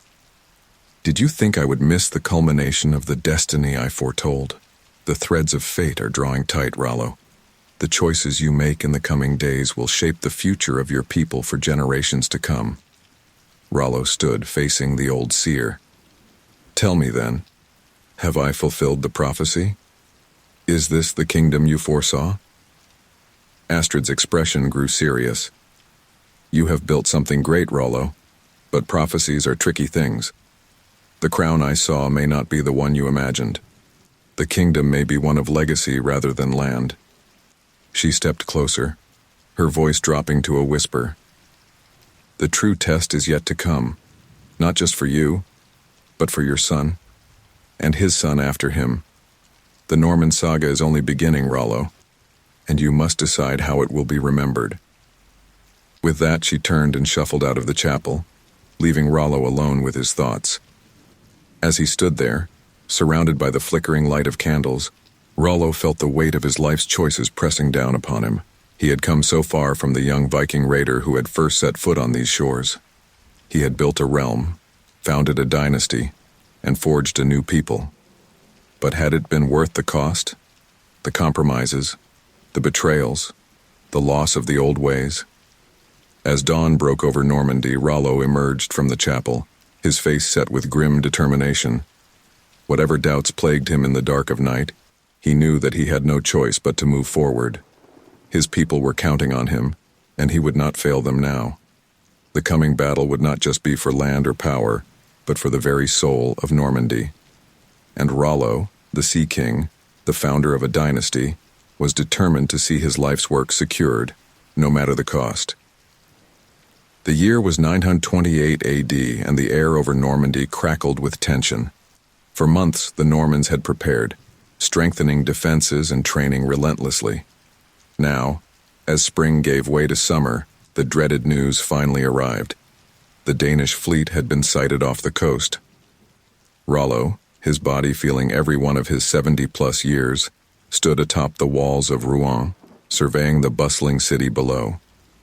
The streets were filled with a mixture of determination and fear as citizens prepared for the coming storm. "Father?" William's voice cut through Rollo's contemplation. He turned to see his son striding towards him, armor glinting in the morning sun. "The scouts have returned. The Danish fleet is larger than we feared, at least 200 ships." Rollo's jaw tightened. "And what word from our Frankish allies?" William's expression darkened. "King Raoul sends his best wishes for our defense of the realm, but claims he cannot spare any troops. We stand alone." A bitter laugh escaped Rollo's lips. "Of course. They're content to let us bleed defending their borders. So be it. We'll show them the strength of Normandy." As they descended from the walls, Bernard the Dane approached, his face grave. "My lords, a messenger has arrived from the Danish fleet. He bears a message from Gorm himself." In the great hall, the Norman leaders gathered around as the Danish messenger, a young man with fierce blue eyes, delivered his king's words. "Gorm the Old, king of Denmark, sends greetings to his uncle, Rollo of Normandy," the messenger began, his voice carrying a hint of mockery. "He bids you remember the blood that flows in your veins and the gods of our fathers. Bend the knee, renounce your Christian ways, and Gorm will welcome you and your people back into the fold of true Norsemen. Resist, and he will sweep you aside like the Frankish dogs you've become." A roar of outrage swept through the hall. William's hand went to his sword, but Rollo raised a hand for silence. "Tell your king," Rollo replied, his voice cold as ice, "that Rollo of Normandy bends his knee to no man, be he Frank or Dane. We are Normans, not Norse, not Frank, but something new and stronger than both. If Gorm wants these lands, he'll have to take them over my dead body, and those of every Norman who stands with me." The messenger's eyes widened at the ferocity in Rollo's voice. Without another word, he turned and left the hall. As the Norman leaders dispersed to make final preparations, Rollo pulled William aside. "The time has come, my son. You will lead our forces in the field. I am too old for battle now." William started to protest, but Rollo silenced him with a look. "No, William. This is your moment. Show our people and our enemies the strength of the next generation of Norman rulers." The next day dawned bright and clear, a cruel irony given the bloodshed to come. From the walls of Rouen, Rollo watched as William led the Norman army out to meet the Danish invaders. The clash of Norse and Norman blood would decide the fate of all they had built. Hours passed like years as Rollo waited for news. Finally, as the sun began to set, a rider appeared on the horizon, galloping at full speed towards the city. Rollo's heart clenched, fearing the worst. But as the rider drew closer, Rollo could see he bore the Norman standard. Hope surged through him as the gates opened and the messenger rode in. "Victory! the rider shouted, his voice hoarse with exhaustion and exhilaration. "Duke William has routed the Danish forces. Gorm's fleet burns, and the invaders flee back to the sea." A cheer went up from the walls, spreading through the city like wildfire. Rollo closed his eyes, offering a silent prayer of thanks to both the Christian god and the Norse gods of his youth. As night fell, the victorious Norman army returned, led by William. The young duke, bloodied but unbowed, dismounted before his father. "We've done it, father," William said, his voice thick with emotion. "Normandy stands strong." Rollo embraced his son, feeling a surge of pride. "You've done well, my boy. Come, let's tend to your wounds and hear the full tale of your victory." In the privacy of Rollo's chambers, as a healer tended to William's injuries, father and son spoke in low voices. "It was a near thing," William admitted. "Gorm's forces were fierce, and for a moment I thought all was lost. But then I remembered your words, father, about being neither Norse nor Frank, but Norman. I rallied our men, reminding them of who we are and what we fight for. It turned the tide." Rollo nodded, a faint smile on his lips. "You've learned well, William. A true leader inspires his men, gives them something to believe in beyond mere conquest or plunder." William winced as the healer applied a poultice to a particularly nasty gash. "There's more, father. In the heat of battle, I found myself face to face with Gorm himself. We fought and I struck him down." Rollo's eyes widened. "Gorm is dead?" William shook his head. "Wounded, but he escaped with his remaining forces. I doubt we've seen the last of him." Rollo sighed, feeling the weight of his years. "No, I suspect we haven't. But you've bought us time, and more importantly, you've shown both our enemies and our Frankish allies the strength of Normandy." The next day, as the people of Rouen celebrated their victory, Rollo called for a great assembly. Norman nobles, Frankish observers, and common folk alike gathered in the square before the cathedral. Rollo stood before them, William at his side. For a moment, he was transported back to that day so long ago when he had first claimed these lands. How much had changed since then, and yet how much remained the same. "People of Normandy," Rollo began, his voice carrying across the hushed crowd. "Yesterday, we faced a test unlike any we have seen in a generation.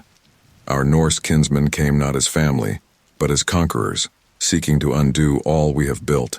They thought us weak, softened by Frankish ways. They were wrong." A cheer went up from the crowd. Rollo raised his hand for silence. "We stand here today not as Vikings, not as Franks, but as Normans. We have taken the strength of our Norse ancestors and combined it with the civilization of our Frankish neighbors. We are something new, something powerful." He turned to William, placing a hand on his son's shoulder. "Yesterday, my son, your duke, led our forces to victory. He has proven himself a true leader of Normandy. And so, it is time for me to step aside." A gasp rippled through the assembly. William himself looked shocked.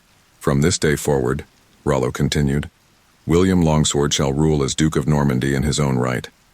I will remain as his advisor, but the time has come for a new generation to lead us into the future."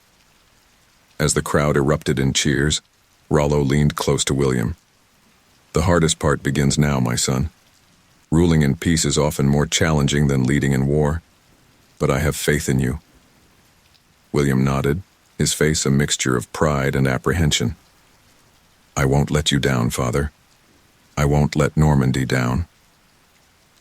As the celebration continued into the night, Rollo found a quiet moment alone. He thought of the long journey that had brought him here, from Viking raider to founder of a dynasty. The prophecy of a crown and kingdom had come true, though perhaps not in the way he had once imagined. Normandy was his legacy, a new kind of realm that blended the best of Norse and Frankish worlds. And in William, he saw the future, a leader who could navigate the complex political landscape of Francia while never forgetting the warrior spirit that had forged their people. As he looked out over the city he had built, Rollo felt a sense of completion. Whatever challenges lay ahead, he had laid the foundation for something that would endure. The saga of the Normans was far from over, but his chapter was drawing to a close. With a silent prayer to both the Christian god and the Norse gods of his youth, Rollo turned back to join the celebration. The future of Normandy was bright, and he had played his part in shaping it. Now it was time for the next generation to write their own epic tale. The year was 931 AD, and the autumn winds swept through the streets of Rouen, carrying with them the scent of change. Rollo, now in his late 70s, sat in his private chambers, his once imposing frame diminished by age, but his eyes still sharp as ever.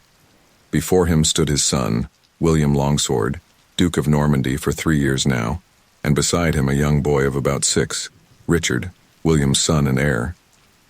"Grandfather," young Richard piped up, his eyes wide with curiosity, "tell me again about the great ships that brought our people here."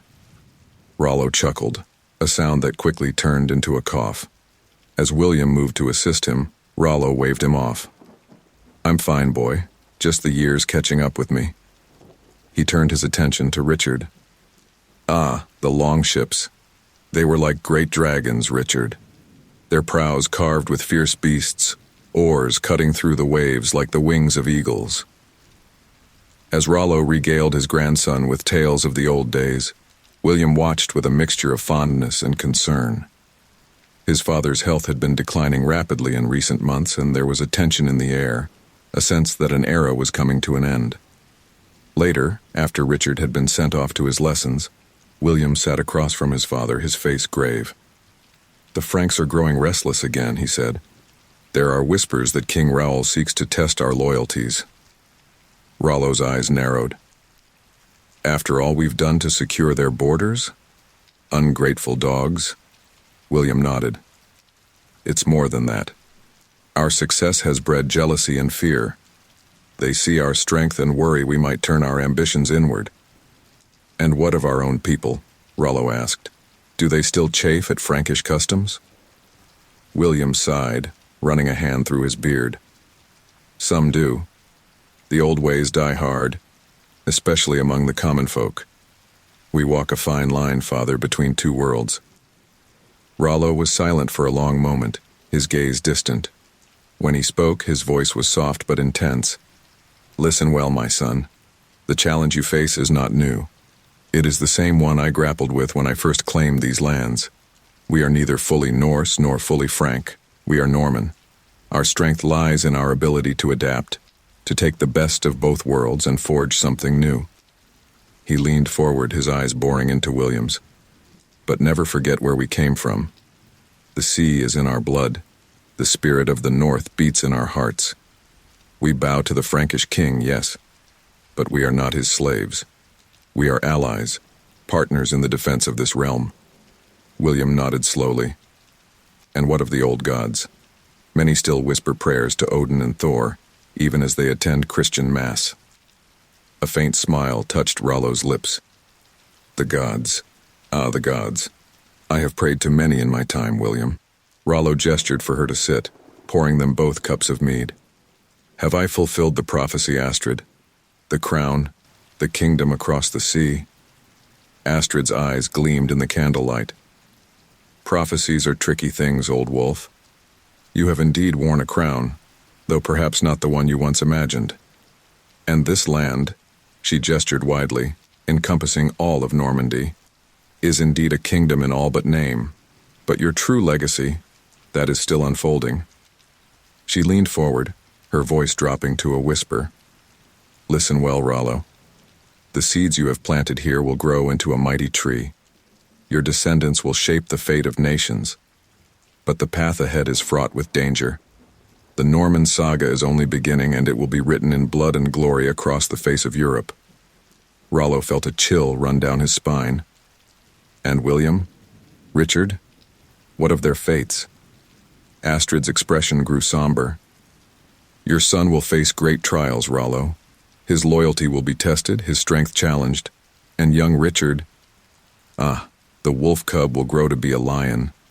But the price of greatness is high, and the gods are not always kind."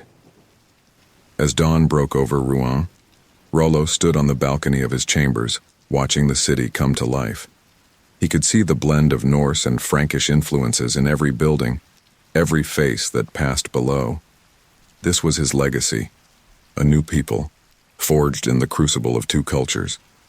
William joined him, concern etched on his face. "Father, you should be resting. The physicians say—" Rollo waved him off. "Bah, what do they know? I'll rest soon enough, my son. But now I want to see the world we've built." As they walked through the streets of Rouen, Rollo leaning heavily on William's arm, the people bowed and murmured greetings. There was genuine affection in their eyes, mixed with deep respect. They paused at the great cathedral, its spires reaching towards the heavens. "I never thought I'd build such things," Rollo mused. "When I first came to these shores, I was more interested in burning churches than raising them." William chuckled. "Times change, Father. We change with them." Rollo nodded slowly. "Indeed we do. But remember, William, change is not about forgetting who you are. It's about growing, adapting. We are Normans, Norse strength tempered by Frankish civilization. Never let anyone make you forget that." As they turned back towards the castle, Rollo felt a wave of dizziness wash over him. William caught him as he stumbled. "Father." Rollo waved off his concern, but allowed William to support him. "It's all right, my boy. Just the years catching up with me." That night, as Rollo lay in his bed, he could feel the life ebbing from his body. William sat beside him, holding his hand, while young Richard stood at the foot of the bed, his eyes wide with fear and confusion. "William," Rollo said, his voice barely above a whisper, Promise me you'll keep our people strong, independent. We bow to the Frankish king, yes, but we are not his servants. We are Normans." William nodded, tears in his eyes. "I swear it, Father, by the Christian God and the old gods both." Rollo turned his gaze to Richard.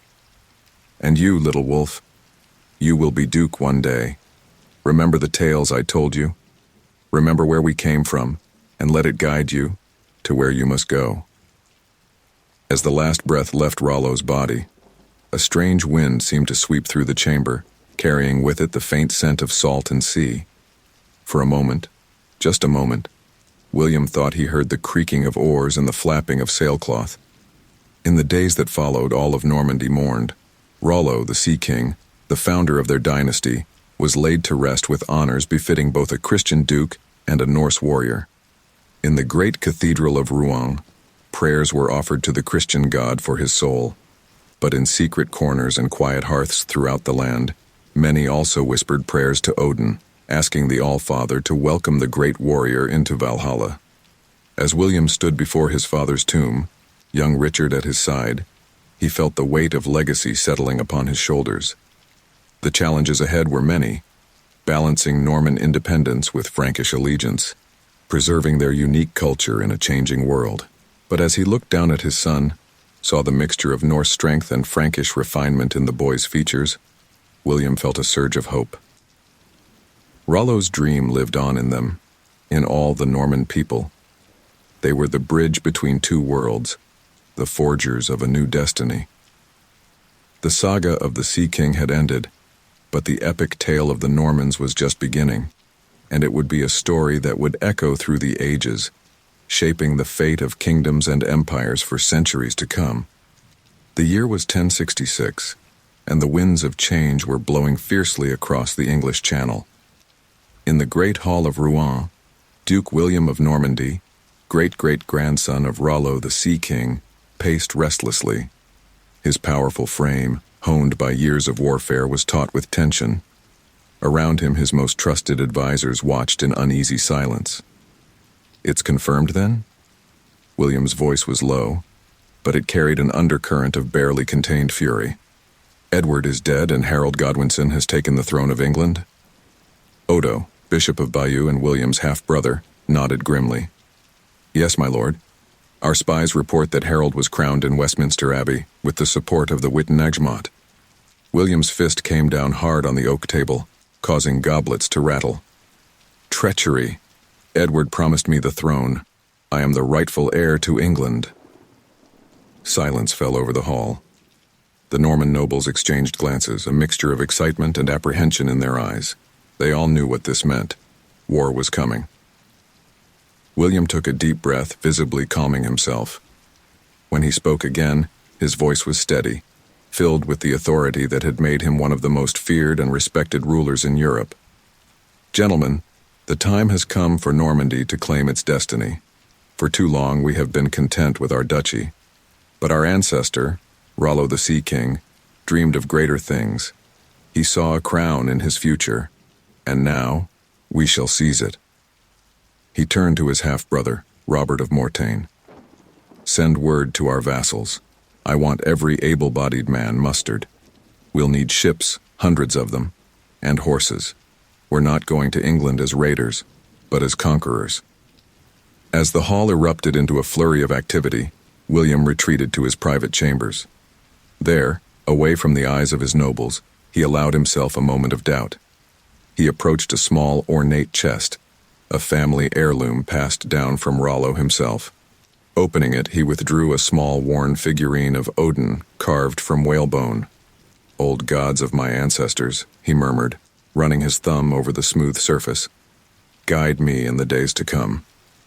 Give me the strength of Rollo, the cunning of William Longsword, the resilience of Richard the Fearless. The fate of our dynasty hangs in the balance." A knock at the door interrupted his reverie. "Enter," he called, hastily returning the figurine to its hiding place. Matilda, his wife and trusted confidant, stepped into the room. Her eyes, sharp as ever, took in his troubled expression. "You're worried," she stated simply. William nodded, allowing his guard to drop in her presence. "This will be the greatest gamble of our lives, Matilda. If we fail—" She placed a hand on his arm, her touch reassuring. "We will not fail. You are William the Bastard, Duke of Normandy. You've overcome every obstacle life has thrown at you. England is simply the next challenge to conquer." He smiled, drawing strength from her confidence. "You're right, of course, but it's not just about the conquest. It's about what comes after. We're not just taking a kingdom. We're fulfilling a destiny set in motion generations ago." Matilda's eyes gleamed with understanding. Rollo's prophecy, the crown across the sea. William nodded. "For years our family has straddled two worlds, Norse and Frank. Now we have the chance to forge something even greater, a Norman kingdom that will shape the future of Europe." As summer turned to autumn, the coast of Normandy became a hive of activity. Ships were built, provisions gathered, and men trained for the invasion to come.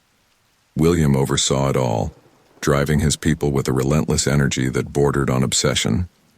On the eve of their departure, William gathered his army on the beach of Dives-sur-Mer.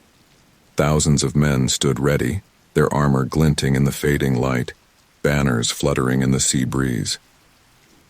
William rode before them, his voice carrying across the assembled host. "Men of Normandy, tomorrow we set sail for England. We go not just to claim a crown, but to fulfill a destiny centuries in the making. Our ancestor, Rollo the Sea King, saw a vision of a Norman ruler on the throne of a great kingdom. That vision becomes reality with us." A cheer went up from the army, the sound like thunder rolling across the beach. "We are the children of Vikings and Franks," William continued, his voice swelling with pride. "In our veins flows the blood of conquerors and kings. The English think us mere continental lords, but we will show them the true strength of Normandy." As night fell, William found himself unable to sleep. He stood at the prow of his flagship, the Mora, staring out across the dark waters of the Channel. In his mind's eye, he could see the ghostly shapes of Viking longships, hear the phantom creaking of oars and the flapping of sailcloth. "I feel them, you know," a voice said behind him. William turned to see an old woman, her white hair wild in the sea breeze, leaning on a gnarled staff. "Who are you?" William demanded, hand going to his sword. "How did you get aboard?" The old woman cackled, the sound eerily familiar though William couldn't place it. I've been here all along, young wolf. I was there when Rollo first set foot on these shores. I was there when your father and grandfather ruled. And now, I'm here to see the culmination of a destiny set in motion long ago. Realization dawned on William. You're the vulva. The seer from the old tales. She nodded, her eyes gleaming in the moonlight. Astrid, they called me. And you, William the Bastard, are about to change the course of history. William's voice was barely above a whisper. Tell me, wise one, will we succeed? Will I wear the crown of England? Astrid's expression grew serious. The threads of fate are complex, young wolf. I see victory, yes, but at a great cost.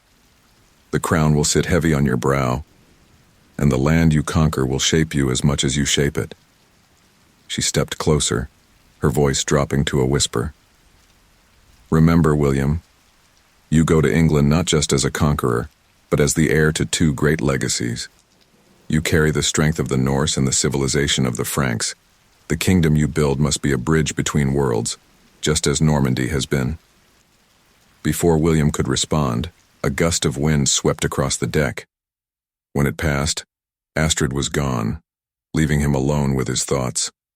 Dawn broke clear and bright on September 28, 1066. As the Norman fleet set sail for England, William stood at the helm of the Mora, his eyes fixed on the horizon. Behind him, nearly 1,000 ships carried his army, the largest invasion force Europe had seen in centuries. As the white cliffs of England came into view, William felt a surge of emotion, excitement, fear, and a profound sense of destiny. This was the moment Rollo had foreseen, the fulfillment of a prophecy that had driven his family for generations. The landing at Pevensey was unopposed, Harold's forces drawn north to face another threat. As William set foot on English soil, he stumbled slightly. Quickly regaining his balance, he grasped a handful of sand. By the splendor of God, he proclaimed loud enough for his men to hear, I have taken possession of England with both my hands. A cheer went up from the army as they began to disembark. William turned to his closest advisors, his face set with determination. We make for Hastings. Harold will come to us, and there we will decide the fate of England. In the days that followed, as the Norman army prepared for the coming battle, William found quiet moments to reflect on the enormity of what they were undertaking. He thought of Rollo, of the legacy that had been passed down through generations of Norman dukes. On the morning of October 14th, as the Norman army formed up on Senlac Hill, William addressed his men one final time. Today, we fight not just for a crown, but for our place in history. We are Normans, heirs to the Vikings who terrorized these shores and the Franks who civilized them. Show the English the strength of our arms and the fire in our hearts. As the battle began, William led from the front, his distinctive helmet and banner making him a rallying point for his troops. The fighting was fierce, with the fate of two nations hanging in the balance. In the heat of battle, as arrows rained down and the clash of steel filled the air, William felt an almost supernatural energy coursing through him. It was as if the spirits of his ancestors, Rollo, William Longsword, Richard the Fearless, were fighting alongside him. As the sun began to set, the tide of battle turned. Harold Godwinson fell, struck down by an arrow to the eye, and the English lines began to crumble. Victory was within grasp. In that moment, as William raised his sword in triumph, he saw a vision of Rollo standing before him, nodding in approval. The prophecy was fulfilled. The crown across the sea was won. But even as the exhilaration of victory washed over him, William knew that the real challenge was just beginning. He had won a kingdom, but now he had to rule it. He would need to balance the expectations of his Norman followers with the realities of governing a conquered people. As night fell over the battlefield of Hastings, William the Conqueror, no longer just Duke of Normandy but now King of England, looked to the stars. The saga that had begun with Rollo the Sea King had reached a climax, but it was far from over. The Norman conquest would change the course of English and European history forever, and at its heart was a prophecy, a vision of a crown across the sea that had driven a dynasty of Norse-Frankish rulers to reach for greatness. William took a deep breath, feeling the weight of history and destiny on his shoulders. The future was uncertain, but one thing was clear: the Norman saga, born in the fjords of Norway and forged in the fields of Francia, would now be written across the green hills of England. The legacy of the Sea King lived on, and its greatest chapters were yet to be written.